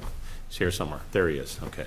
So I assumed. But you know, it goes with the land, so you could get somebody else coming in. So that's a concern you have to remember. And then just from a rudimentary understanding of our CUP process, we have, and one of my biggest concerns is the accessory buildings. There's a lot. And then you've got the proposed, but you didn't take out the other ones. So if you put, they're shaded. So if you put the ones that are there plus the proposed, that's a lot of buildings. And I think in a neighborhood, that's a problem, I think, for the neighbors that have been there. We're used to looking at old farm buildings and stuff. I get it. And it used to be, the reason 20 acres or more is because they were ag buildings. I looked in the ordinance again. I thought it still said something about ag, but it doesn't. That's gone now. And so, but the thing with the CUP, and correct me if I'm wrong, because I'm asking for direction on this, I mean, are we permitted to get a special use permit? Are we permitted to do things and require things and limit things that may be allowed for a normal person not requiring a CUP? It seems like we got conditions in here for 2 6,000 square foot buildings. That's what's in here. I mean, can you limit the buildings? Can you limit the fact that the fence, perimeter fence with barbed wire on top, and, you know, whatever, is not, I thought I heard Jennifer say it has to be 8 feet back from the property line, or can it be on the property line? Can we limit it back 20 feet from the property line? Because that's not an attractive thing when you're walking around your property, go look up and see a barbed wire fence on top of a chain link. It's not so my concerns with this are limiting some of the things that are normal. I'm assuming, because we've done that before, greenhouses can only have so many, okay? You know, so is that a correct statement? I'll turn to Dave or Jennifer to answer that question. I'd just like to get that out there before I continue, so. So, Mr. Mayor, members of the council, I just want to make sure I understand your question. Yes. Would it be reasonable to say you can have a total number of buildings or a Correct. total number of square footage for the operation? I think the answer is yes, particularly if we can tie it to the reason why. What if we can say because from a neighborhood consistency perspective, it is more consistent to have. You know what I mean? Like you need Yes. findings and reasons behind it. Yes. But I do believe that is a reasonable condition that you could place on it. Okay. So the other clarification I want to make is they are not putting in a perimeter fence. I want to make that clear. Understand. My question Okay. is, they're not putting a perimeter fence, but does that mean where they're putting fencing, it has to be farther back so that people can't see it? Can we make a condition to that effect? Could you push it back? Yes. That's what I'm Could you say asking. you need to set that back further? Yes. Or could you say you need to ensure it's adequately screened? Yes. Okay. Those are my Absolutely. questions. So, Absolutely. okay, well, I'll continue. Thank you very much.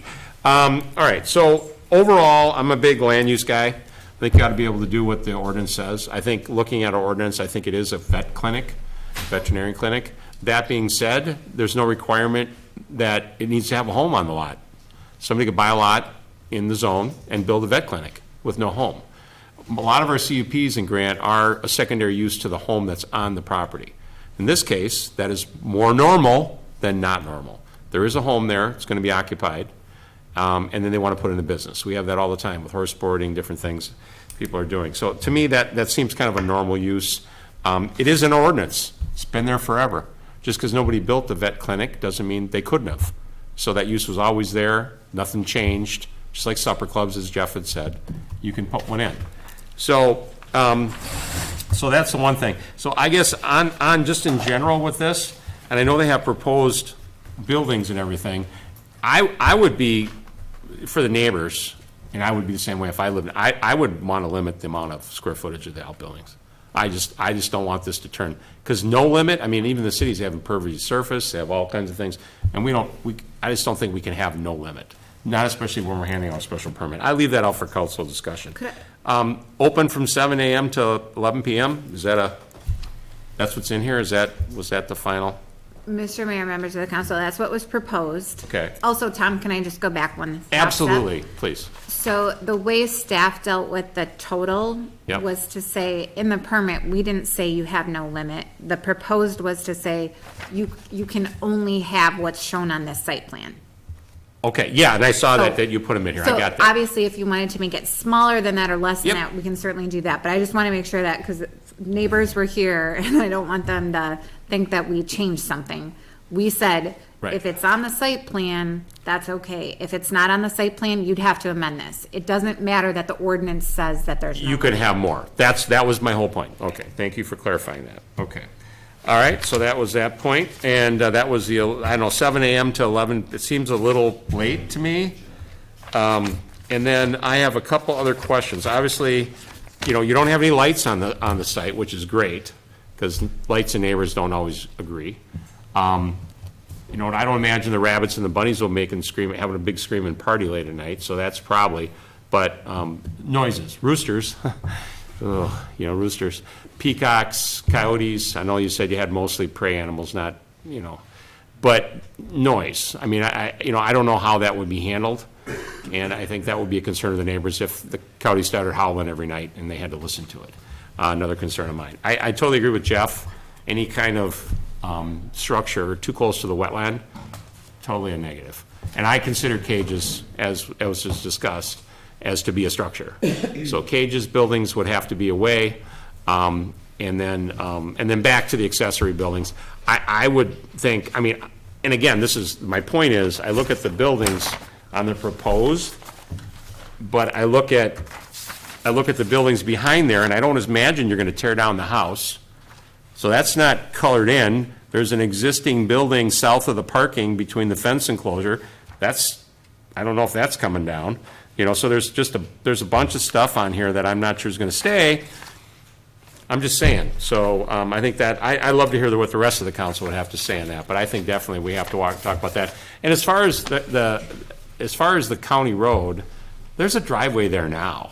So, And it's so so I'm not really I'm not really too concerned about that.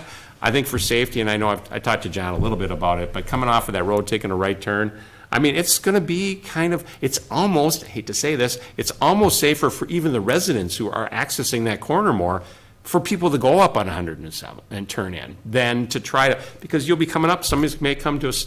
I don't know, it's just, but I think you have two accesses, so maybe you access both. I don't know, but I'll leave that up to somebody other than me. So overall, nobody likes change. Nobody likes change. I don't want that in my neighborhood. I've all kind, and it's always been land use and grant, and I think we can't deny somebody something that's allowed. We can condition the heck out of it, but we can't deny it. So with that being said, those are some of my concerns. I would turn it over to the mayor to ask somebody else to chat. Thanks, Tom.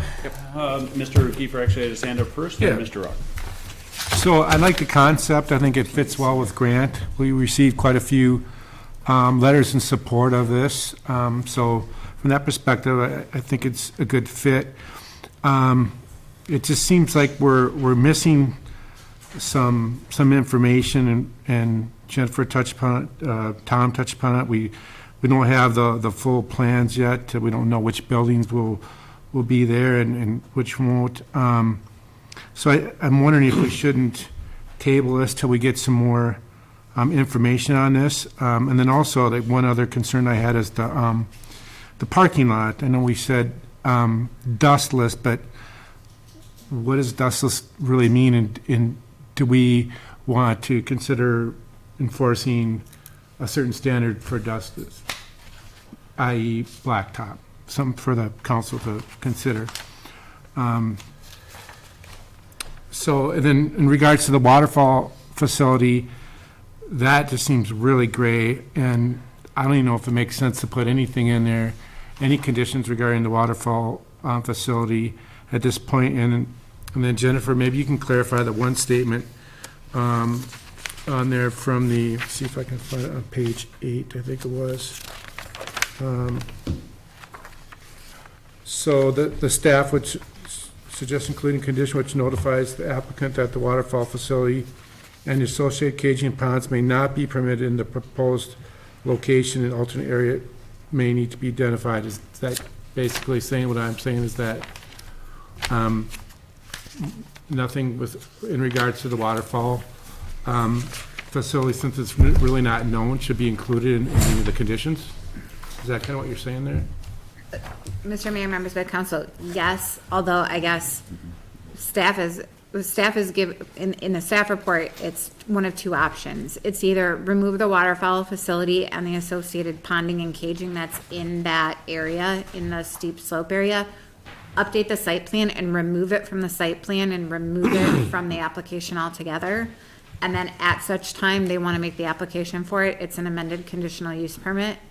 Or we either table it or they withdraw it or however it goes, or hold it and actually come up with a location that meets the setbacks and comes out of the steep slopes, and work with the watershed district to understand exactly where that would be, or if they decide they're going to go through a variance process, but essentially get some sort of confirmation that the proposed location of where they want to be is actually reasonable. So it's one of two ways. It's either from a council, you say, you know what, there's not enough information here, we're okay with the rest of it, but we're not okay with this, so remove it from, update the site plan, remove it, we're not permitting it as part of this. When and if they want to come back for it, they amend the conditional use permit for it. So that's one direction you could take, or the other would be to say, you gotta update the site plan and put it in a place that actually is outside of the setbacks and actually would meet the steep slopes and all of that. So those are the two options. But right now, where it's at, it does not meet those things, especially from a watershed district. And as you guys know, we don't usually enforce the watershed district's standards, but if we blatantly know something does not meet their ordinance or their policies, it behooves us to identify that and say on the site plan, that's just not going to work, so. So, I mean, given that, is it fair to ask the applicant if they wish to table this? Because so we give them the opportunity to. I think it's something that we can discuss in the future. Let's give it 10, 15 minutes here. I want to explore it. I've got some other concerns of my own. I think you bring up some valid points. There's a lot of unknowns here. The reason that I prefaced this entire conversation with the situation that Tom and I had gone through is we had gone through that entire situation with that CUP application, and then the money never came through. That became a problem.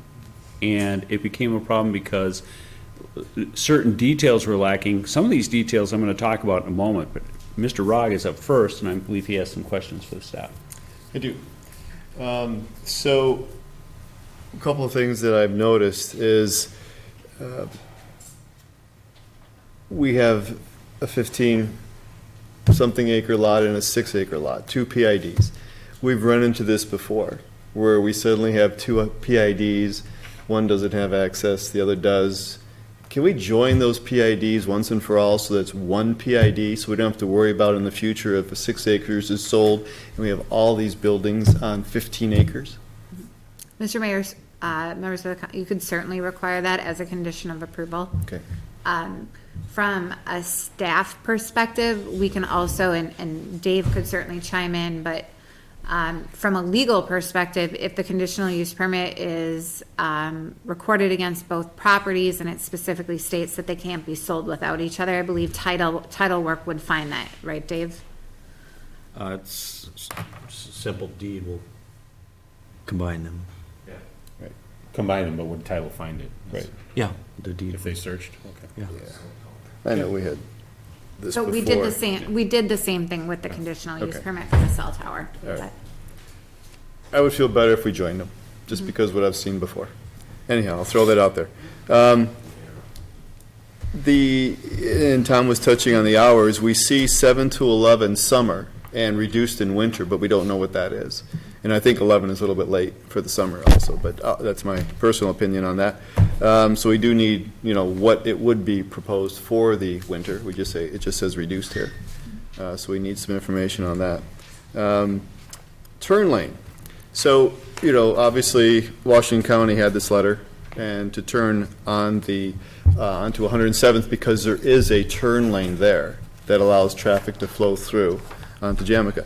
So, I don't know what the neighbors would think about that access, but it certainly is a safer access than stopping to turn down the main driveway without a turn lane. So I would propose that, as a condition, if you want to use that driveway, there has to be a turn lane to that driveway off of Jamaica, because there is not a lot of, it's around a curve, it's 55, there's a no passing zone there, and if you're stopping at that main driveway, there's a lot of cars that are going to be coming in and out there, and especially taking a left back down, there's going to be problems. So I would propose a turn lane that probably Washington County would be putting in and the applicant would pay for, if they want to use the main driveway. So, Mr. Mayor, members of the council, could I Sure. answer that just a little? So, and I can't speak for them, but I did have a conversation with the county, and they said that the spacing between the turn lanes may not be, and this Brad might want to jump in here if he knows more about turn lane spacing than I do.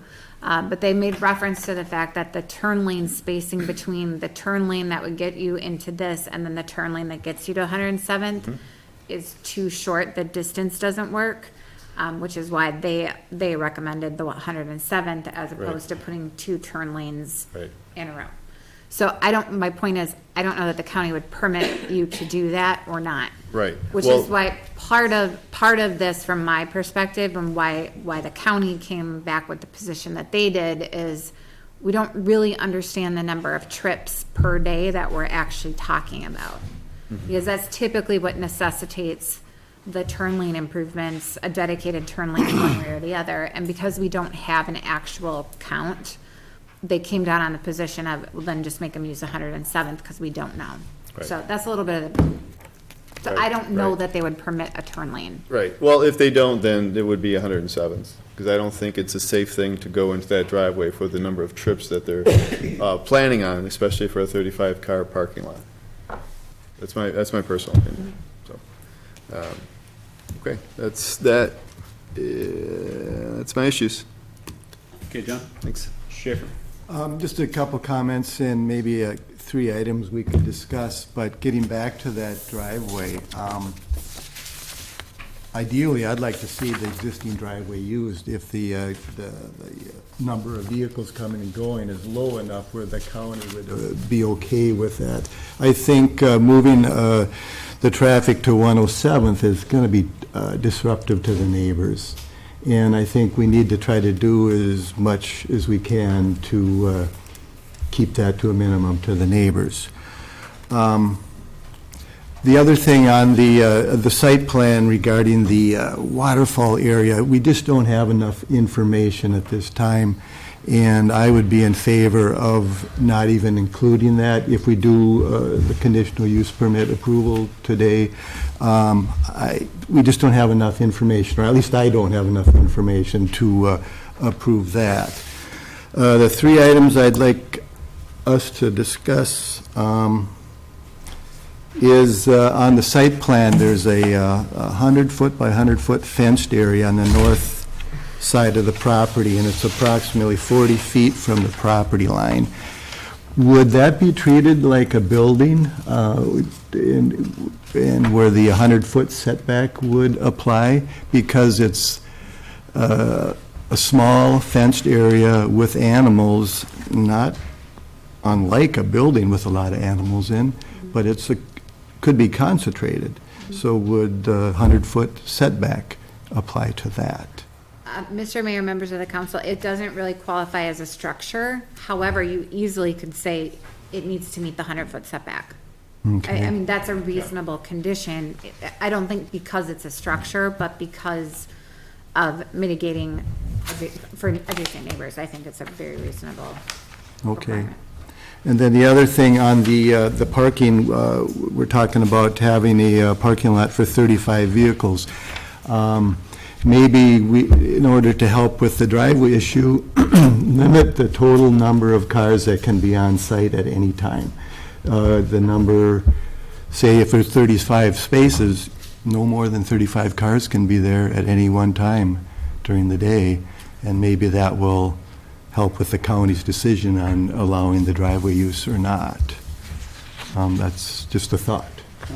Let's see, I had a third one, where is it? On your conditions, Jennifer, number 34, no public events are permitted as part of this permit.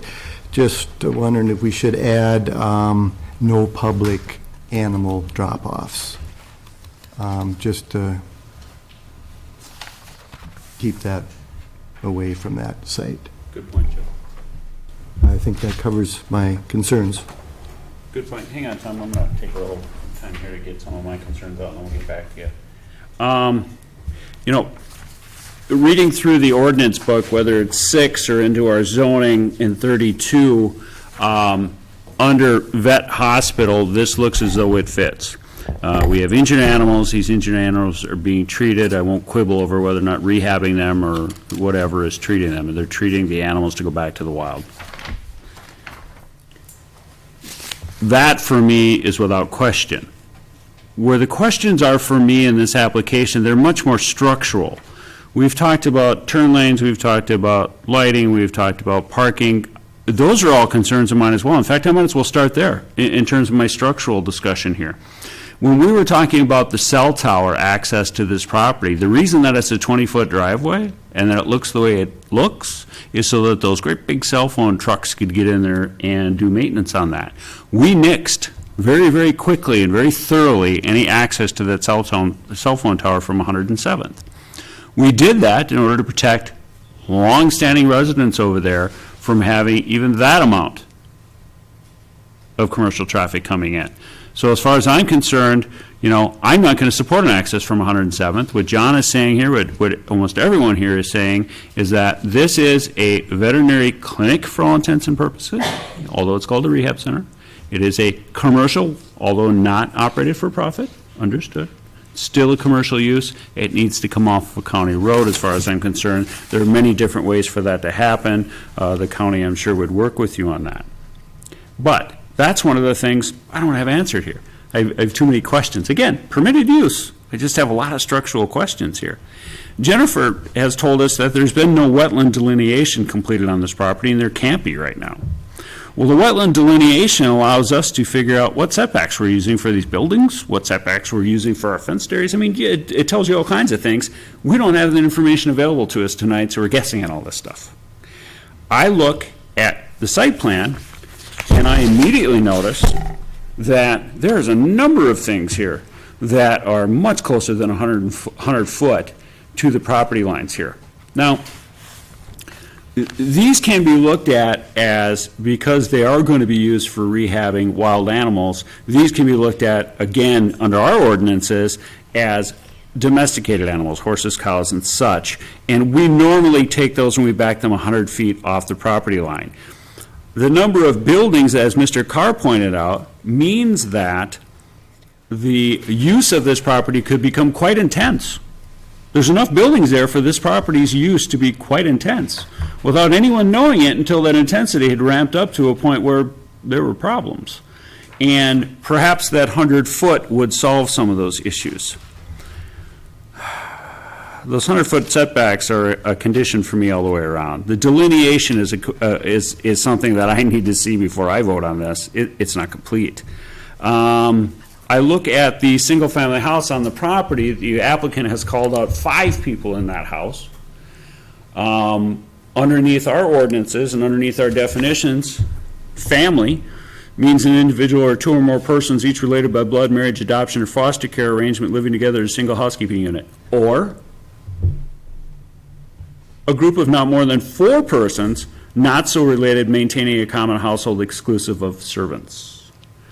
So, again, 5, not sure. I think I've got support for 4 here, and 4 students should be able to handle it.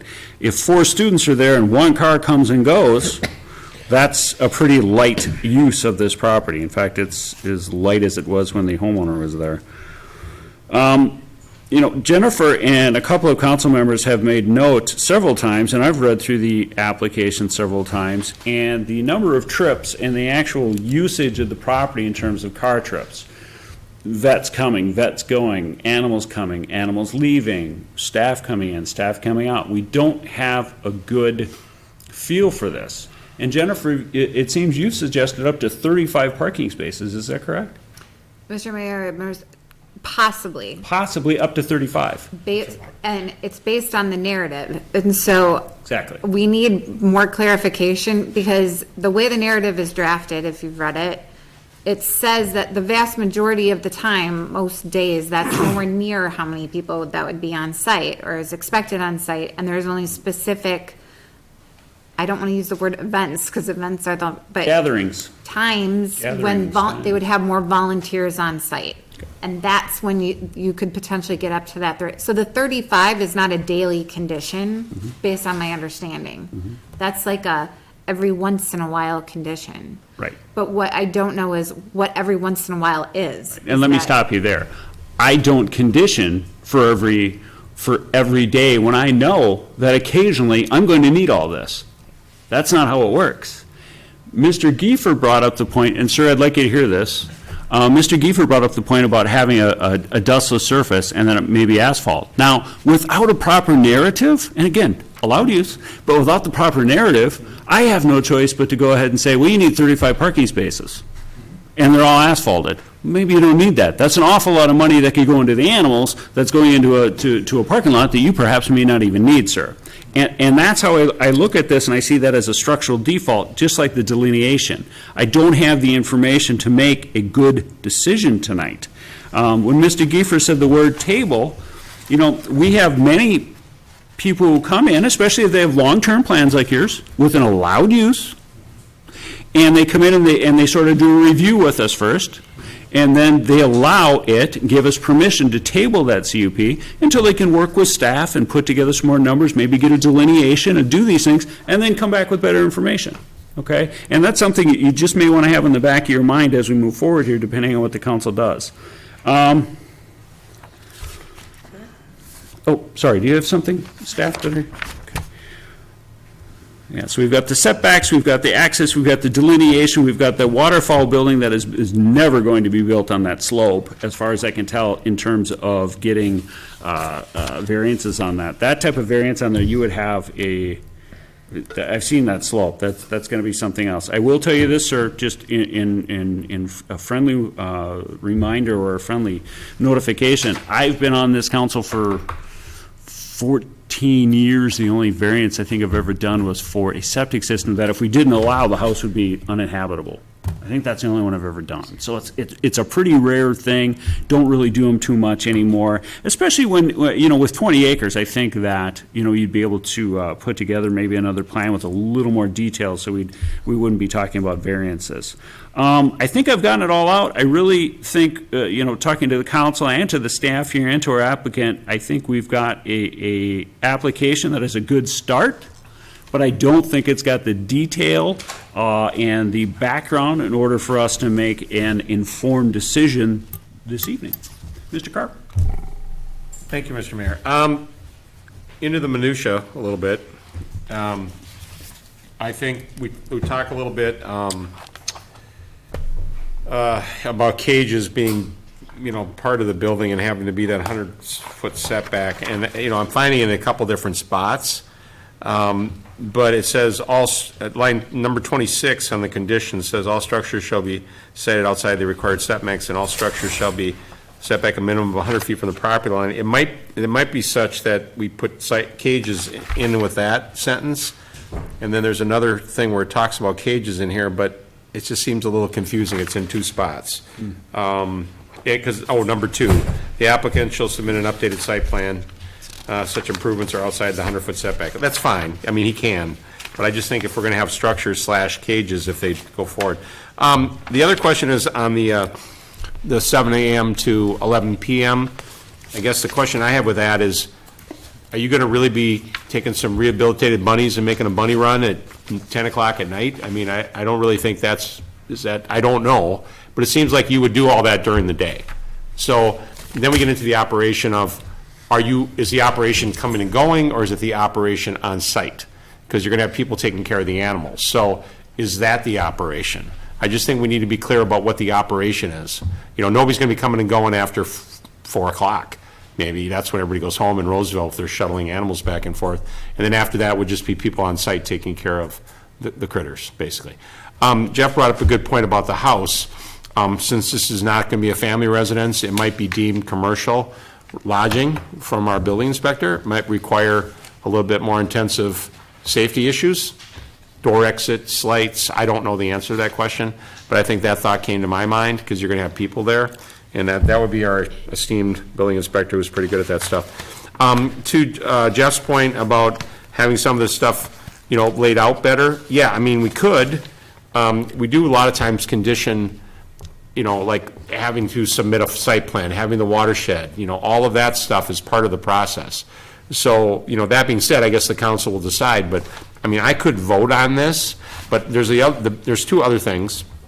The one thing is, when we did the supper club, we had something in there, if the permit was not done after 2 years, that it was, and I don't remember the language, Kim, but I think we should have some kind of language in there.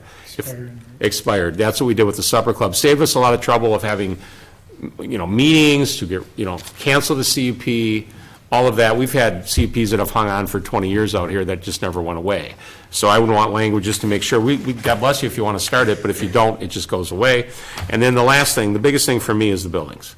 I'm fine with the roads and the access. I think, everybody, Jeff and everybody said a lot of good stuff down here about that. But I think we need to limit the amount of square footage on the site. So I think we can get into that later if the council does decide to table this to another meeting. I think I just asked for consideration from everyone on that. So at this point, that's my biggest issue in the hours of operation. I'd like to have that clarified. Everything else seems to be kind of explainable, so I give back to my time. Okay. Thank you, Tom. Yeah, I agree with a lot of that. We could vote on this. However, in order to condition this properly, because there's sort of a lack of information on parking and the delineation and the setbacks, all that stuff, we don't have a good idea of really what you're going to do here yet. And the proximity to our neighborhoods, the intensiveness of the use, again, allowed use. That's not the issue. The issue is getting us more information so that we can make a good case instead of laying all these conditions on really, really thick so that you're like, well, I didn't need that condition, didn't need that condition, didn't need that condition. I wish it would have given them more information so that condition wouldn't have been there. So you see the point I find myself in, and I think the rest of the council, they may agree with me, they may not. Now, is there anything that, sir, would you like to step up? Is there anything that you want to say in addition to what all these questions we're throwing at you and stuff we're throwing at you here? I'm happy to address some of the questions that Jennifer was not able to. My name is Phil Jenny. I'm the Executive Director of the Wildlife Rehab Center. I've been there for 18 years now, so it's been quite a labor of love for me. It's quite a mission-oriented organization. And maybe I can just go up above a little bit and just give you a little bit overview of who we are and what we do. That might help a little bit to some of the questions. One of the things that has come up in the past that I think is very worth noting is the fact that We are a very highly regulated organization by the DNR. This is the statutes and the regulations that govern everything we do from, they're very specific about what we rehab, how we rehab, where animals are released, and also every year we file a permit with them that tells them all that. The other thing is, and Jennifer alluded to this, this was schematic, because rather than we really feel like it's going to be a phased project. We need additional space for our smallest nursery animals from our location in Roseville. We're landlocked in the city of Roseville. We have no more room for outdoor caging. Some of the standards of our industry require that we have better caging than we have, and to do that we need more room. We've been in the city of Roseville for 18 years in the facility that we're currently in, and never in any of those 18 years have we had any complaints from neighbors or anybody else about noise or smell or any of that, and that we're in a built-up neighborhood in Roseville. So, and that's also why we feel like having the outdoor space, larger outdoor spaces, is important to us. And we think that particularly this site is nearly perfect for us because it is the rural nature of the site, the privacy that the site has, also the kind of the concentration of the current buildings in kind of a central location. So there's really nothing around the fringes of that building, including the steep slope that you mentioned. So when we originally did this, what we wanted to do is just say, what are we going to look like in 5 or 10 years? I have no idea where that waterfall building should go. We just know that what we wanted to do is say, this is what the scale is going to be, that we don't know where this stuff all is going to land. That'll shake out when we go through all the permit process with the watershed, with the city building permits, all the grading permits, the excavation permits, all of those things would shake out with that. What we wanted to do is to kind of give a sense of what that was. And in terms of the accessory buildings, our plan is to tear down 6 of the accessory buildings that are out there now. The place is littered with little shacks, and they're of no use to us, and we think that we actually will improve the looks of the property, even because there'll be more integrity to the structures and more consistency to the way they look. It'll look, I think, much better in the long run. The other thing is that's important is to just give you a quick rundown on animals. So no animals would be admitted to this site. What happens now is all of the animals that come to us, injured animals, injured and orphaned animals from all over the state, really, come to us, and members of the public bring them to us. There's about 10,000 people a year who bring us animals to our Roseville facility. At that point, there's almost a decision tree. So the animal comes in, it's examined by a vet immediately. So that veterinarian will make a decision. If it's an adult, it stays in Roseville. And it won't come to us if it's an adult, if it's not injured. Where it gets a little bit more complicated are what we call our nursery animals. These are baby animals. They're baby bunnies that somebody's dog attacks in the backyard, or a nest of chickadees that came down in a storm and they're lying on somebody's sidewalk. They're very small animals, and again, the decision tree is, okay, it's an orphaned or injured nursery animal. Is it injured too bad to be helped, euthanized? Is it injured and needs to stay in the vet clinic? Stays in Roseville. All we need to do is raise it. That's the spot. That's what we're talking about here. That's the sweet spot, is trying to find space for hundreds of baby animals to grow up and then get released generally back where they were found. And I was thinking about this on the way over, and half of the animals that we will have at that site, particularly in the first couple years, weigh about the same as your cell phone and are about that size. So we're not talking about a lot of intensive use. In fact, when Jennifer and I were talking about what are the animals and how many animals are there out here, even in our biggest build-out, we would be about weight-wise about the equivalent of 2 horses or 40 golden retrievers. So the intensity of animal use is not all that great. What we really need is that larger outdoor caging. And so a raccoon, let's say, use a raccoon, for example. The standards for a raccoon are 5 raccoons should be in a cage that's 10 by 10 by 8 feet tall. So if you have 50 raccoons, you've got whatever the math is on that of cages that we need.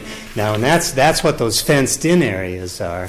There would be individual cages within those fenced areas, and that way, what we want to do is protect our animals really more from other animals and from people, and that's why the concentrated use in this kind of the center of the property makes a lot of sense for us. The waterfowl building, we put it on there because we want to do that eventually. We wanted to be transparent about that and let people know that that was coming, but where it goes is completely up to whatever the permit processing is. The tabling is certainly something we could live with. We would like this summer to begin to have limited operations out at the site. When we talk about the hours, it's the feeding, the volunteers. So there's no animals that the only animals that would be coming out there would be brought from the Roseville Clinic every other day, maybe every day in one shot. Then During the day? Yes. And then, so it's not constant traffic of more animals coming out. And there's no members of the public who come. They just be volunteers. And in that grouping, then, there are the volunteers. They come in, there's usually 4 or 5 volunteers on what we call a shift. So, and those shifts go throughout the day. So there's never a lot of cars there at one time. Over the course of the day, there's going to be 20, 25 cars, even in the probably in year 3. This coming year, we're not planning on having any volunteers out there. All of the animals that will be there will be either will be cared for by members of our staff and our college-age interns. We have a bunch of interns who work for us as well. So that's really kind of the overview of how we would use it. The 11 o'clock is that's when they get done feeding, and our busiest time in July, people are feeding the animals till they start in the morning and they stop at dusk, basically, just like the animals outside are. So that's why those are the hours. It'd be highly unlikely for us to have any significant adult animals out at this site for at least the next couple of years. I mean, it's possible we might bring something out that needs a little bit more outdoor caging or something, but it's certainly our current facility handles our winter traffic pretty well. We would like a little bit more outdoor caging. Trumpeter swan, for instance, gets ready to be released. It's nice for it to have more space. So in terms of, and I think that a lot of the things that we just talked about are in the conditions, and I don't have any problem with any of those conditions. We've worked through them, and they came also from the Planning Commission, and some of them that we even talked about here are actually already enumerated in there. And I guess there was maybe one other question that I missed on the parking. We would expect, we don't want animals anywhere closer than 100 feet from the lot line. So not only do we want that for the animals, but we also want to be good neighbors. And obviously in Roseville, we've proven to be pretty good neighbors. Is it Mr. Jenny? Yes, Do I have that right? Jenni. Jenni, Mr. Jenny. Mr. Jenny, it sounds like you're pretty comprehensive there. I'm going to open it up and see if the council has any questions for you, and then I have a couple comments for you at the end. But let's see if the council has questions for you. Mr. Carr? So you said no animals, so about fencing? Fencing would be well back from the lot line? You wouldn't have a problem with moving fencing No, in fact, 50 feet back, or? I think in our original, again, it was schematic, and Jennifer mentioned that there was, I think that it was at the planning commission, that we should be 100 feet back, and I think it's already. For buildings, in but I'm there. talking about general fencing. If Yeah. you want to, say if you're going to have a deer out there, Right, right. you might want a fence. Well, how far Yeah, back it would be from the? fenced, yes, it would be like agricultural fencing. Well, how far back would the fence be? 100 feet from So the even the lot line fencing is would be fine 100 with feet us, back? Okay, yeah. well, Yeah. we'd have to add that to your We're conditions. fine with I that. have one point that I forgot to ask Brad, because we were talking about the access, and I know this is something that's going for. I seem to remember when we were doing a turn lane off a county road, it was really expensive. Oh, I see nods. It's like, I thought it was like $100,000 or something. It can be more than that. Oh, my God, okay, I'm off of that one. So what about the size of the buildings? Obviously, you don't know what's going to happen in the future. You can always come back and amend your CUP. Yeah. So if we limited your amount of square footage, You know, I don't have a problem with that at this point on the Right. buildings. Right. I mean, I think one of those slides showed, it also counted the fenced areas as square What? footage. no, It did not, okay, you No. took that out. only Okay. the building. Yeah, It's never yeah, there. Okay. Mr. Mayor never did that. yeah. Okay, so Okay. that would be one thing. Yeah. An hours of operation, it seems to, okay, that seems to kind of get rid of that Yeah. sort of issue. And then as far as the, I guess the neighbors have a lot of concerns with expansion and stuff. So Right. you're talking about the size of the animals and everything. Do you anticipate then any larger animals at one time to be out there, or are you strictly, is it, as a philosophy, you stood up to explain your philosophy. Right. Like you Right. thought that would help, and it did. Yeah. But so if your philosophy, you see yourself perpetually, for the most part, working with maybe smaller animals? Well, we'll get occasionally larger animals. Okay. We'll get fox. We'll get Okay. six or seven fox through the course of the year. We'll get raccoons, Okay. opossums, but trumpeter, actually the Yeah. largest animal Right. we get is a trumpeter swan. Well, It's got an 8-foot okay. Yeah, they're big. wingspan, and they weigh 35 pounds. Well, I mean, we're in Grant, horses and cows get loose once in a while, and they make quite a mess. So if you're Yeah. gonna house buffalo Yeah. out there, I think we'd probably wanna know about it. Yeah, no, and we're also regulated by the state as to what we can. So Yeah. there we Okay. can't do. There's a Right. variety of different animals that we're And not. and the allowed. other thing would be that it sounds like this is a phased project. So as we were talking about having conditions when the time is right, there's a lot of conditions in here that you're not gonna race out and do right now. Right, right. Because you don't I need don't to. know enough. You don't need to maybe Yeah. necessarily delineate the wetland until you're ready to put up your That's building. exactly right, yeah. So there's a lot of conditions in here. If the council is going to look at for a lot of this stuff to be done, it doesn't, in my opinion, need to be done until you pull your permits. But B, as Jeff pointed, you need to be aware of these issues. And I think that's the only thing we're concerned with, the giving you the CP, that Yes. you're aware that you have to do these things. Yes. And sometimes they get kind of lost. So we want to make sure that you understand this stuff, which is why we're going through this. Yes, I appreciate that. So I guess that's all I have for right now. Done. So, to Tom's point about, the hours, you say, pretty much in the summertime till dusk. They're feeding till dusk. So, I don't think 11 o'clock is dusk in the summertime. Right, right, I know it's late, but it's not quite that late. right. Wintertime, you said there's reduced animal usage. Yeah. You said reduced hours, but what are you thinking?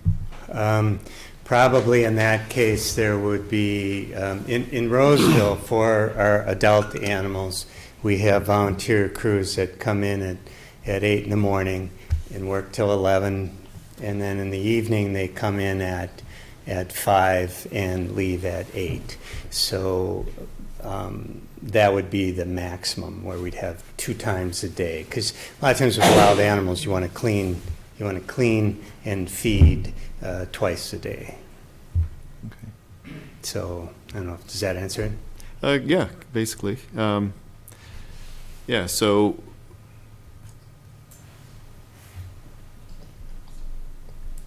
okay, so it's not really open hours. It's just your No, that's just when there'll be the activity on the site. There's no, it's Right. not public, so there won't be Right. any. So on the site, when you're feeding the animals, is there lights on? How do you do this with the caged animals? And Yeah, not in the outdoor cages. There aren't any lights. The process of that intense process with the animals are what we call the neonatal, the littlest baby squirrels that need they need to get fed, and they might not get done at 8 o'clock, and that's inside. They start out in tiny little boxes, and they get in little bigger boxes, and they get in little bigger boxes, and then finally we want them to end up in basically an enclosure as big as this room. Right. So. I mean, I don't think we're worried about the indoor activities Yeah. inside of a building, Right. Unless light is spilling out to the neighbors, of course. Yes, But, yes. It's just how do you feed the outside, and is there lights on when you're feeding the outside? No, then that's all done during the day. Okay, all right. And when they get outside, that's the point where they're kind of learning how to be on their own. They self-feed at that point. We throw food out there, but we're not actually physically Okay. engaging with the animal. So the- Again, that's why the space is important, because they got to learn to be wild. All right. Okay, so the hours are pretty much for the indoor feeding and things like that, when people are there on the inside That's right. feeding the smaller That's right. animals. Yes. Okay, so it's not really that your lights are on, the open Yeah. sign is on, and No, right. Okay, all right, that helps. Thanks. Good job. Yep. Okay. Just a quick question regarding your employees, or the people that work there and the volunteers. You said you work in shifts. Elaborate on that, especially, my concern is if there's too much traffic, the county may want the access on 107th, and I don't really think any of us want that. Right. So I think whatever you do, you need to get those numbers down Yeah. below the threshold of the county. Well, and I think that, I guess, is my point about the shifts.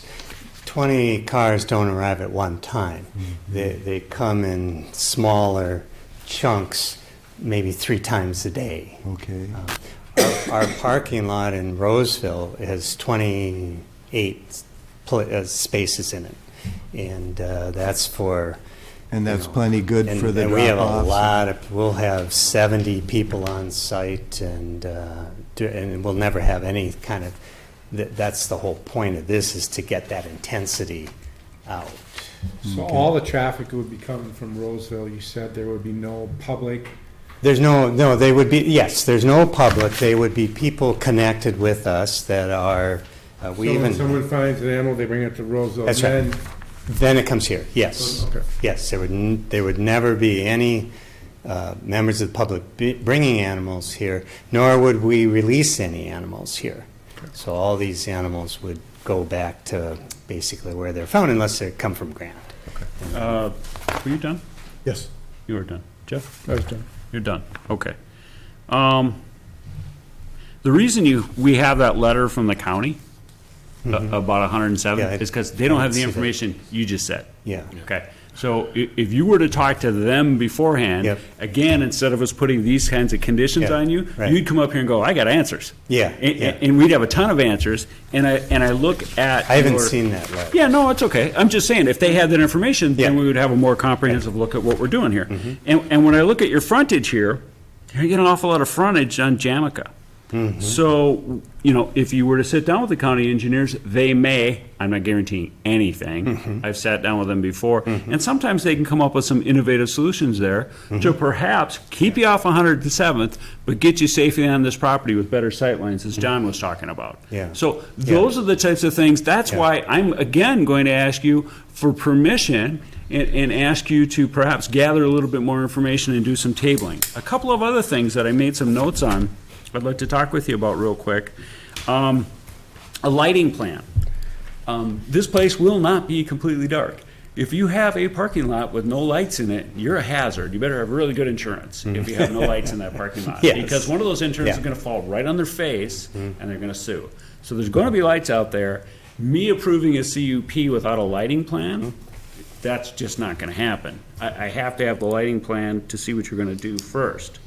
The second thing I wanted to talk to you about real quick is the DNR does not regulate, neither does the federal wildlife permitting, does not regulate manure management. You have said very clearly, and it sounds like it's not going to be an issue, you're going to have maybe 1 to 2 animal units, so up to max use 2,000 pounds of animals producing manure.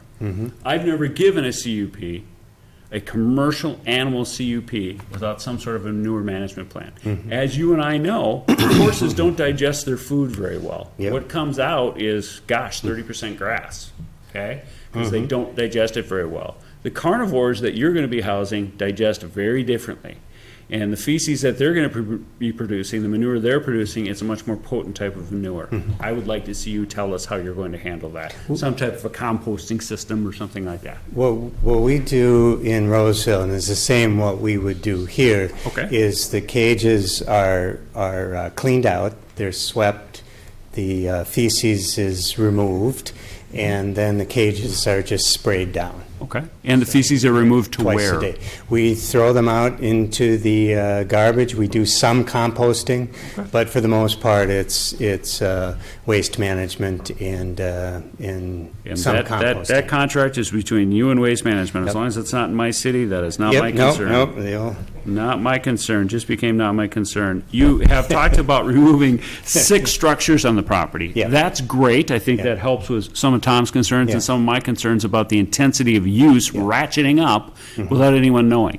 I would really like to know which exact 6 Yeah. structures that is, and there are plenty of, on the county website, where you can actually get sort of a close-up and you can go, Yep. this one's going, this one's going, I this got one's them on going. my, We have them on my yours? existing Yep. conditions. And I would love to have that on a picture or something, so we Sure. can take a look and see what you're doing there.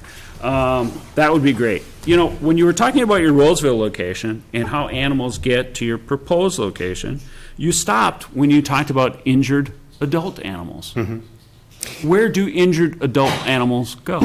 To Roseville. They stay there. They stay there through the process of, we have outdoor flight caging, and they're in the smaller cages, and then they might get out into larger cages, and then they're released.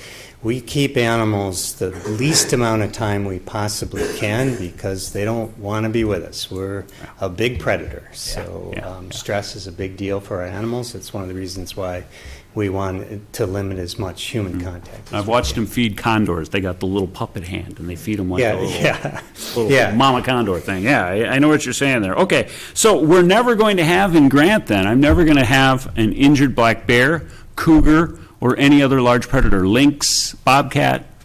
You wouldn't have, we are permitted to care for bears. You are. Yes, we have only treated one, and that was to euthanize it. That was the treatment, and it was brought to us by the DNR, and they asked us to euthanize it. We have partners around the state that have right now better caging to raise baby bears. There's a place in St. Cloud, or outside of St. Cloud Garrison, that we currently, and I think we've had 2 bear cubs in the 18 years I've been there, and we've moved them there. So panthers, cougars, bobcat, are you permitted for all of those? or- Bobcats we are, yes. Well, let me stop right there for a second, just Okay. make my larger point if I could, Yep. because I don't want you to have to go through your permit. Yep. When I'm doing a CUP for a permitted, federally and state permitted facility, I expect to have those permits. I don't have those permits right now. Okay, Yeah. so I need to be able to read through those permits and make sure exactly I know what you're licensed to do, Yep. but I don't have those permits. Okay. And that's the other reason, you know, I have Brian, them here, talking about but, tabling. That's, I need them in my packet so I can go through them. I know you got them, Okay, but I yeah. would love to have had them beforehand, right? DNR permits, injured animals, the lighting plan. Let me wrap up real quick. We've had you up here for a long time. We've been discussing this for a long time. I would ask your permission with the advice and consent of the staff, as it were, to table this and get the rest of the information that we've talked about and gone forth on, and bring this back at a later time. Can I have your thoughts on that, staff? Mr. Mayor, members of the council, so the first answer is, today is day 60 of the 60, our first 60 days. I looked at it before I came, so I brought an extension letter in the event that we needed it. Okay. So we actually don't need to request it. We have the ability to say we need more information. We can take up to another 60 days from today. Okay. Which is what the letter says. If we need to go beyond that with respect to, we don't get enough information or there's other things that are still outstanding after that occurs, then we would need to get approval or permission from the applicant to extend that time period. Okay. But we are certainly able to do that tonight. Okay. And then I would absolutely, from my perspective, say, yes, there's additional information, especially an updated site plan and some of the pieces that you're talking about that seem like could be answered fairly quickly, actually, and shouldn't take a whole lot of time, but would give us a little bit better. Plus, we would have the opportunity possibly to meet with the county and talk to them about the access, which I think would behoove everybody. I think that there's a lot of concern about that access up here, and that's smart. And to be sensitive to Mr. Janney, you want to get going here this summer at some point. Yes, Yes. yes. And as Jennifer said, a lot of this stuff can be the permits, the meeting with the county, week or two, right? Not going to take too long. Yep, yep. To get this stuff put together, and so that we have a fuller understanding of what you're really asking and the intensity of the use that you're going to have here at some point. So I would hope that we would go that route. Tom? And the one thing with the buildings, I know it'd be important for us to know which ones you're taking down, and that's fine, but I think for you and for us going forward, to me, it would be the maximum amount you can have. Looking on the documents, you have almost 10,000 existing outbuildings now, not including cages and fencing and stuff. You're proposing eventually 12,000. Okay, so I was just thinking, I don't want to be overly restrictive, but then again, I do kind of want to be overly restrictive. But I certainly don't want to give you $38,000 or 38,000 square feet of building. So the number I'm coming up with is 20. That would be 12 plus, you have 10,000, almost 10,000 square feet. Now, so rather than getting the minutia, which buildings you're taking down, which I don't care, we could just say the maximum amount of accessory buildings on site, not including cages, would be 20,000. So, I just want to have that council discussion. I won't be here next week. So I just want to know. So anyway, I got it up. I missed that. From my perspective, it is important which buildings are coming down. The buildings that are closest to that property line are important for it to come down, because I want this site to look as wild, like your Roseville location from the Yes. back looks. Yes, That's how yes. I want this site to look. This is a very Wild. ugly site right now. That's how we want it to look. Year-round, some pine Yes. trees and other stuff we'll Yes. talk about when you come back up here. So, Yes. Well, Mr. Mayor, I'd like to poll the council if you would, and just see what people think. I think that's an important in question. terms of the Just the overall square footage, if anybody has any ideas. I just think we should just do 20,000 max, and then, would you limit the square footage at this time? Do you agree with Tom's idea? I'm not sure if the 20 is the figure, but I think we should have a limit. there's 10 existing, and then there's 12,000 proposed eventually, so. 22, yes. That's 22, and I'm saying 20. Well, Mr. Jenny, do you feel that 20,000 would be reasonable without? I think we could work with that. A couple of the buildings we don't intend to use to retrofit for our purposes, like the shed. So some of the, what did you say, the 10,000 existing, not all of that would go into what we were doing, what we intend to do. Right, but so you may have 7, 8 left standing, you still have a little room. Yeah, so, yeah, I think it would be. The big scale pieces are that waterfowl nursery, and then the just the regular nursery building, and we've got those scoped out at 6,000. So you're good at 20? I just want to make sure. Yeah. Okay, I well, then can I'm going live to with go ahead that. and agree, because we Yeah. got the applicant Yeah. agreeing with us, we're good. Yep, yep, I'm fine with that. Yeah, if that's the number, then yeah. Yeah, nothing wrong with 20,000. So, I'm asking for a recommendation from the staff. It sounds as though, Jennifer, we are well within rights to ask for more information from Mr. Jenny and use our right to extend 60 days. Would you like a motion on that? I would entertain a motion to extend this process by 60 days. Mr. Mayor, Oh. I'm sorry, can we just get a motion to table Oh, motion to table? Yeah. till the next meeting? I'll entertain a motion. Motion to table. Second. I'll second. Thank you very much. All those in favor of tabling, please signify by saying aye. Aye. Opposed? Thank you, Mr. Jenny. May I make one more comment on One, that? yep. It'll be very difficult in 60 days for me to know anything about the waterfowl nursery. That's a very complicated building. I can relocate it somewhere where some of the concerns are addressed. And we understand that, and I think Jennifer addressed that, and I would expect you to be in close consultation with Jennifer throughout this process, as well as the county and the other folks. So, yeah, I'm sure that can all get straightened out. Kim? Mr. Mayor and council members, it's been a very long time, but I will remind you on your city policies, bylaws, no new agenda item will be started after 10 p.m. And So you what- may want to table some other things. Yeah. Yeah, there's been some long stuff tonight. We haven't had one of these in a long time.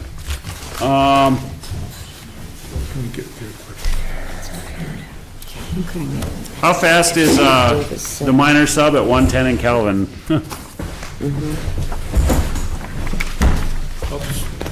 Okay, let's take a 3-minute break here. 3-minute break here for.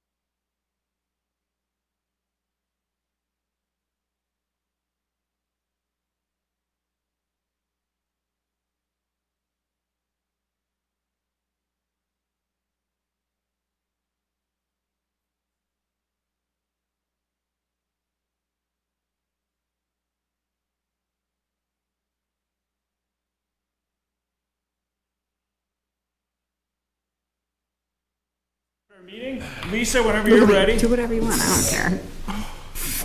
Are you ready, Lisa? Okay, thank you very much. Let's move forward. Jennifer, can you talk to us about the minor subdivision at the corner of 110th and Calvin, please? I can, Mr. Mayor, just give me one moment. I know we're cooking here, aren't we? Cooking with gas.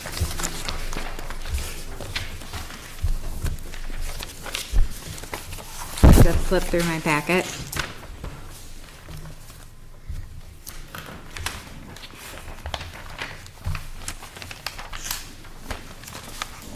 I don't know, this is the first one, right? I'm missing my, okay. I'm sorry, I'm missing my agenda. It's somewhere. All right. Mr. Mayor, members of the council, before you this evening, we have a request for a minor subdivision of property located, just switching over. It's actually unaddressed because it is a vacant parcel, so it is on 110th Street North. The applicant this evening is Joseph Ingerbrand Real Estate LLC. The owner is Rykow Investments. The PID is here since it's unaddressed, so if you took a look at it online so you could see what parcel we were talking about. The proposed minor subdivision essentially creates two equal-sized lots, or very equal, very close, one being 10.23 acres and one 10.01. The Planning Commission did consider the minor subdivision at their last meeting. It was also long, just like this one tonight. And their recommendation at the end of the discussion was unanimous, recommend approval with the conditions as noted in the staff report. The existing conditions of the site look like this. It is heavily vegetated. There are some wetlands that are interspersed throughout the site as well. We'll talk about those in just a few moments. Am I on the wrong? No. Oh, No, that's it. We're looking at that crazy lot line on the west side. okay. You guys, you were making me nervous there for a moment that I was on the wrong presentation. All right. So the proposed subdivision essentially is a north-south lot split. Essentially, parcel A is 10.23 acres. Parcel B is 10.01 acres. Although somewhat hard to see, you can see it faintly up there. The wetland areas or the wetland edges are outlined in yellow on the slide up there. They do kind of come through the center part of the city, and the parcels, excuse me, and they are really connected to each other. So from that perspective, siting a house on both parcels and then the septic system is a little bit tricky depending on where you put it to make sure that it meets all of the setbacks. With respect to the lot dimensions and sizes, everything complies from a dimensional perspective. Lot area, obviously, we're over 10 acres. We have a minimum lot size of 5 acres. The lot frontage is adequate, as is the lot depth. There are no existing structures on the site. There are proposed building pads that were placed on both parcels. You'll see that both of those building pad locations are close to the setback, the wetland setback requirements. This is a situation where actually a wetland delineation was completed at the end of last fall, so right at the end of the essentially growing season. So wetland delineations can get performed, but they actually usually don't get approved. The formality of them or a notice of decision can't get issued now until the spring. So we're pretty confident that those are the wetland edges. However, depending on if we have a really wet winter or depending on how that goes, that boundary of where the wetland edge might shift in the spring when the TEP panel convenes and goes out there. So as a result, staff has put in the conditions essentially that all proposed building pads and the septic areas need to make sure that they're outside of all of our wetland setbacks, which needs to be verified once the NOD is issued in the spring. As is regular when we look at minor subdivisions, since there's nothing out there right now, we usually do put something in it that just references the fact that from an accessory building perspective, what can actually be out there based on the lot sizes that are created given current ordinance standards. So parcels between 9.6 and 14.99 are allowed 3,500 square feet and up to 4 buildings. The proposed driveways and their location meet the required setbacks. The septic systems, again, have the same requirement with respect to the setbacks. The NOD will confirm the edges and will make sure that all septic locations are outside of it. That whole process will happen when the building permit is applied for on each lot. There is a resolution in your packet. It's got some draft conditions. I'm happy to answer any questions that you might have. Tom? How did that lot line on the west side get like that? That was before my time, so that's a good question. Yeah, I think somebody knows. But what's the I mean, I'm not kidding, I don't want to talk too much because we got to go, but what's the recourse if somebody didn't, I mean, is this even legal? Yeah, How can it be recorded if the city wasn't involved with that? That's my question. So, Mr. Mayor, members of the council, if the city wasn't involved in it, which I don't know that they were, they won't, obviously you suspect that it may have happened without the city being involved? It can happen without the city being involved. Okay, so I'm seeing yes. So, the county typically does not record minor subdivisions without the city being involved unless it exceeds a certain acreage, and I believe it's over 20 acres, I want to say. And if it's over 20 acres and it meets 5 or 6 other criteria, sometimes the county actually will, and definitely used to back in the day. Okay. That's all I got. John? So this is, I believe this is part of the bigger plot of land that used to be a big plot of land. And this was recently split. So that is during your time. Because this was just recently done, probably within the past year. Which piece? What you're looking at now. Do we have an hang on a second, gentlemen. Wait, Do we have what? do we have an applicant here? Yes? We No? do not have an applicant Oh. here. No? So, I'm misunderstanding what's going on Me here, too. gentlemen. Can you give us What? more information?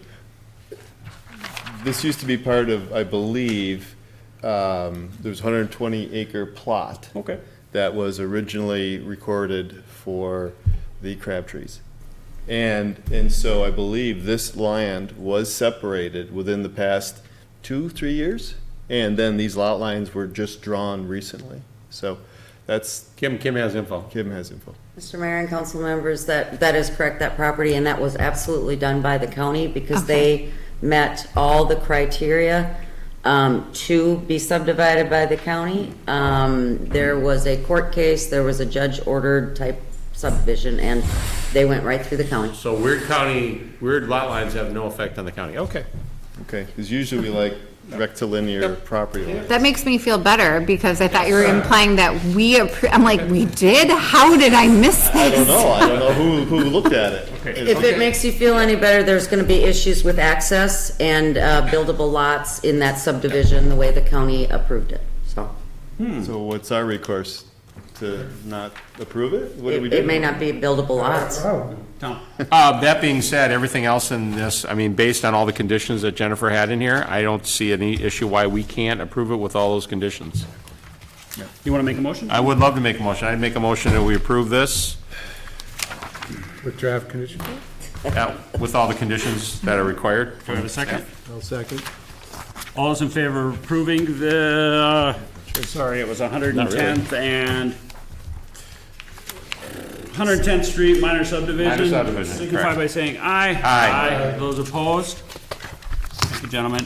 Very quickly, Kim, the 1-month extension agreement from Comcast has to be moved. This must be acted on tonight. Right. We have no choice. So can we just go ahead and move that? Mr. Kim? Mayor, just move to 7-2, make a motion, and good to go. Extension agreement, Comcast and our franchise agreement moved up to 7-2. Do I have a motion to approve this extension of the existing franchise? So moved. And do I have a second? I'll second. Very good. All those in favor of extending the franchise, please signify by saying aye. Aye. Those opposed? Thank you very much. Let's move back to the minor subdivision 9215 ideal. Excuse me, Mr. Mayor, council members, while we are skipping around, could Yep. you perhaps table the other item? And then you can Yes. start your discussion.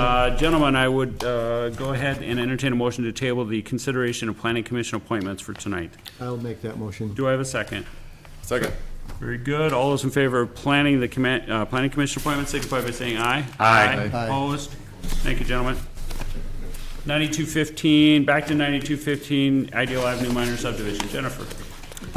All right, good evening, Mr. Mayor, members of the council. Before you this evening, we have a request for a minor subdivision at 9215 Ideal Avenue North. The applicant this evening is Ray Gunderson, on behalf of the owner, which is the John and Dolores Gunderson Trust. The land use and zoning of the property is A2. The proposed minor subdivision is essentially creating one small lot from a larger 80. So the proposed lot that's being created is 10.46 acres, and the existing homestead is located on the remaining parcel, which is 69.48 acres. Again, there was a duly noticed public hearing that was held on January 21st. There was very little commentary with respect to the proposed application, although we did talk a little bit about the lot lines, which is really the only subject of conversation that the Planning Commission had, which we can address in just a few moments. Staff had included a recommendation within the report that the lot lines be straightened and that they be at substantially right angles as opposed to their regular lot line, which you see in the packet this evening.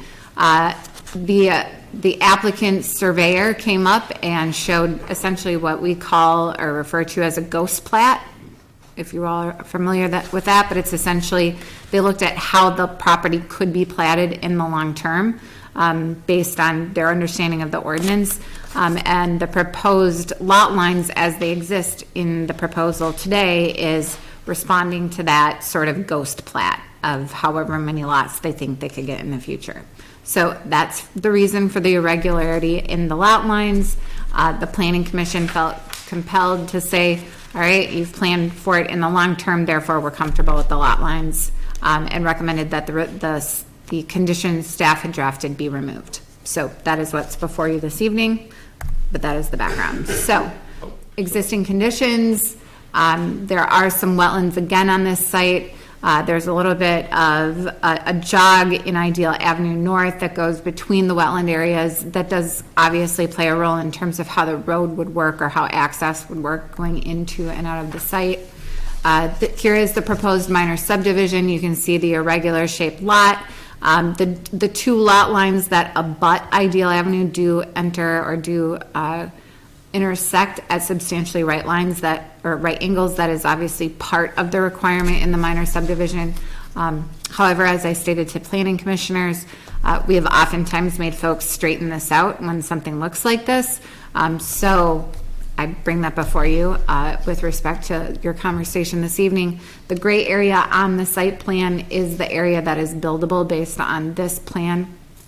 They are, again, in the same situation as the last applicant, which is they did complete a wetland delineation. However, they did it late in the season again, and so the notice of decision could not be made and would have to go into spring of next year. So, again, we have the same situation of at the time that a building permit is requested, we will not issue it. We shouldn't issue it until we've got the notice of decision. If there's any question that the proposed building pad or the septic system are anywhere near the setback. If they move it significantly away from that edge, which has happened in the past, certainly staff is not going to hold something up that's clearly 200 feet away or whatever it is. But if it is close, it is something that needs to be made, the NOD needs to be issued. From a zoning and dimensional standard perspective, even though there's the irregular lot lines, the proposed lot does meet our ordinance conditions with respect to the zoning and dimensional standards. Staff would say it doesn't really meet the intent of the or the platting section of the subdivision, which is the irregular lot lines. But other than that, it does comply with the city's zoning ordinance dimensional standards.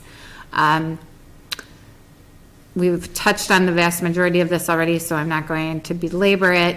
The new and existing accessory buildings, same condition. We've got a lot size that's between 9.6 and 14.99 acres. So any proposed accessory buildings in the future would be limited to the 3,500 square feet and no more than 4 buildings. The proposed driveways do meet the setback requirements. The septic system would need to be shifted if everything does shift and get everything outside those setbacks. As you guys are aware, and we've talked about previously, the city is aware of the fact that we have a larger setback between our septic systems and the wetland edge than the county does. We are going to work to rectify that. I have let the applicant know that. However, at this time, the setback is 75 feet in the city. And so unless the ordinance changes between now and the time they build, they will have to follow the 75 feet. So it's a little bit of their call with respect to how they proceed. They are aware of that. At this time, obviously, the ordinance has not been changed. We are aware, and it is something that we're looking at changing, but in terms of their timing, they need to keep that in mind. Section 30-107 is with respect to the lot requirements, and the substantially right angles language, that's in there. And staff has provided a resolution for you this evening for your consideration, and I'm happy to answer any questions you might have. Tom, you're ready to go. I read through this, and I guess I didn't see, and I was having a hard time here. There's an existing house up on the upper left corner of the parcel on parcel B, is that correct? Mm-hmm. So this square down here on the bottom, that is the proposed house for lot A? Correct. Okay, because I can't read that because it's in the gray area. I didn't know what that was. All right, so I was concerned because we have a polygon. We don't do polygons. And so I was concerned the house was back here, and that's the way this lot line was drawn for some reason to have building area back there, but that's not why. No. Okay, so it says right now that on the applicant also, and that's why I was confused, it says house will stay. So obviously it can't stay, it's on the other lot, so no problem there. Yeah. Existing house. Yeah, house will stay on House will parcel stay B. because it's on lot B. Okay. Yeah. Okay, parcel B. So, yeah, I'm not a fan of this. We've denied people doing this before. One radial line coming off, maybe that'd be okay, and connecting the dots straight up and down, north and south in the back lot, and you could be done. In my opinion, if there's any reason that needs to be replatted later, I get it. Nobody wants to do it now. You start paying incredible taxes on these valuable lots once you split them off. But I think that could be rectified, and I did leave you I think I left you a message on that, Dave, but is there language that it could be in the deed that, when we get to develop, that this is our thought for development? I mean, or that you would agree to allow that to be resplit? I mean, I don't know how that would work, but I don't see that that's the city's problem. We don't, that's what I'm thinking. Anyway. So, Mr. Mayor, members of the council, this is a simple lot subdivision, so nothing that I'm aware of, and Dave could certainly correct me if I'm wrong, but there's nothing that I'm aware of that would preclude them from replatting it. If they do a plat for a major subdivision and actually plat each lot, if they wanted to adjust the lot lines at that time, I don't think nothing would preclude them from. No, that's not my question. You'd have to get the person that owned this to agree to that now. That's my question. Because you couldn't just come in and say, I'm going to replat your lot now. Oh, of course. That's what I'm saying. Of course. So that would have to be language. But at this time, it's a family that is. Well, you'd hope they get along, right? Well, Yeah. That doesn't always happen, I know. So, the plan, when they were talking about it at the planning commission, was that it's like a family thinking about how they're all going to split these lots, and it's a great plan. Yeah, it's I know. great. So I'm just telling you what was relayed, I thank you very much. without judging. Okay, thank you. Okay, so anyway, I don't like this. I think this has to be changed, or I wouldn't support this, so. Mr. Schaefer. I have some concerns as well. Obviously, there's a reason for this in the future, but things change, plans change in the future. Maybe, 5 years down the road, a family member, whoever was going to buy one of these lots or divide up, moved away or something, then there's also no guarantee that the city will approve their plans. So would it make sense if they want, apparently they want to start building a house soon. So they could just plat it off as a rectangle, and then when they want to develop it as a major subdivision, then they would have to change the lot lines at that time. Is that an option? That is what staff recommended at the planning Okay. commission Yes. meeting. All right. Exactly. Schaefer. I don't think that, I agree with Jennifer's recommendation, and what Jeff is saying, what Tom is saying. Mr. Rucker. Yeah, I would want to see more of a rectangle than some shape here. This all came about as the result of a ghost plat, or at least the explanation for it is a ghost plat. Do we have that we can put up? Can we see how this came to be? Mr. Mayor, they do have a copy of it, but I do want to just put on the record, staff has not reviewed it, and so to be able to tell you whether the lots meet the standards or any of that, I Yeah, can't. thank you. In the weeds. That's all I need to know. That's in the weeds. Yeah, this can be replatted later on from my perspective. You gentlemen have read through this. I'll entertain any motions that come my way.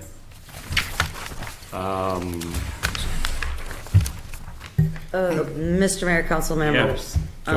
why don't you go ahead, the city planner? Well, I mean, you're going to make your motion, obviously, Go ahead, but Jen. You're on the I floor. assume You're we're up. talking about suggesting that they straighten the lot lines. That's what I'm asking for motions for, and the individual council members can make their motion. Kim?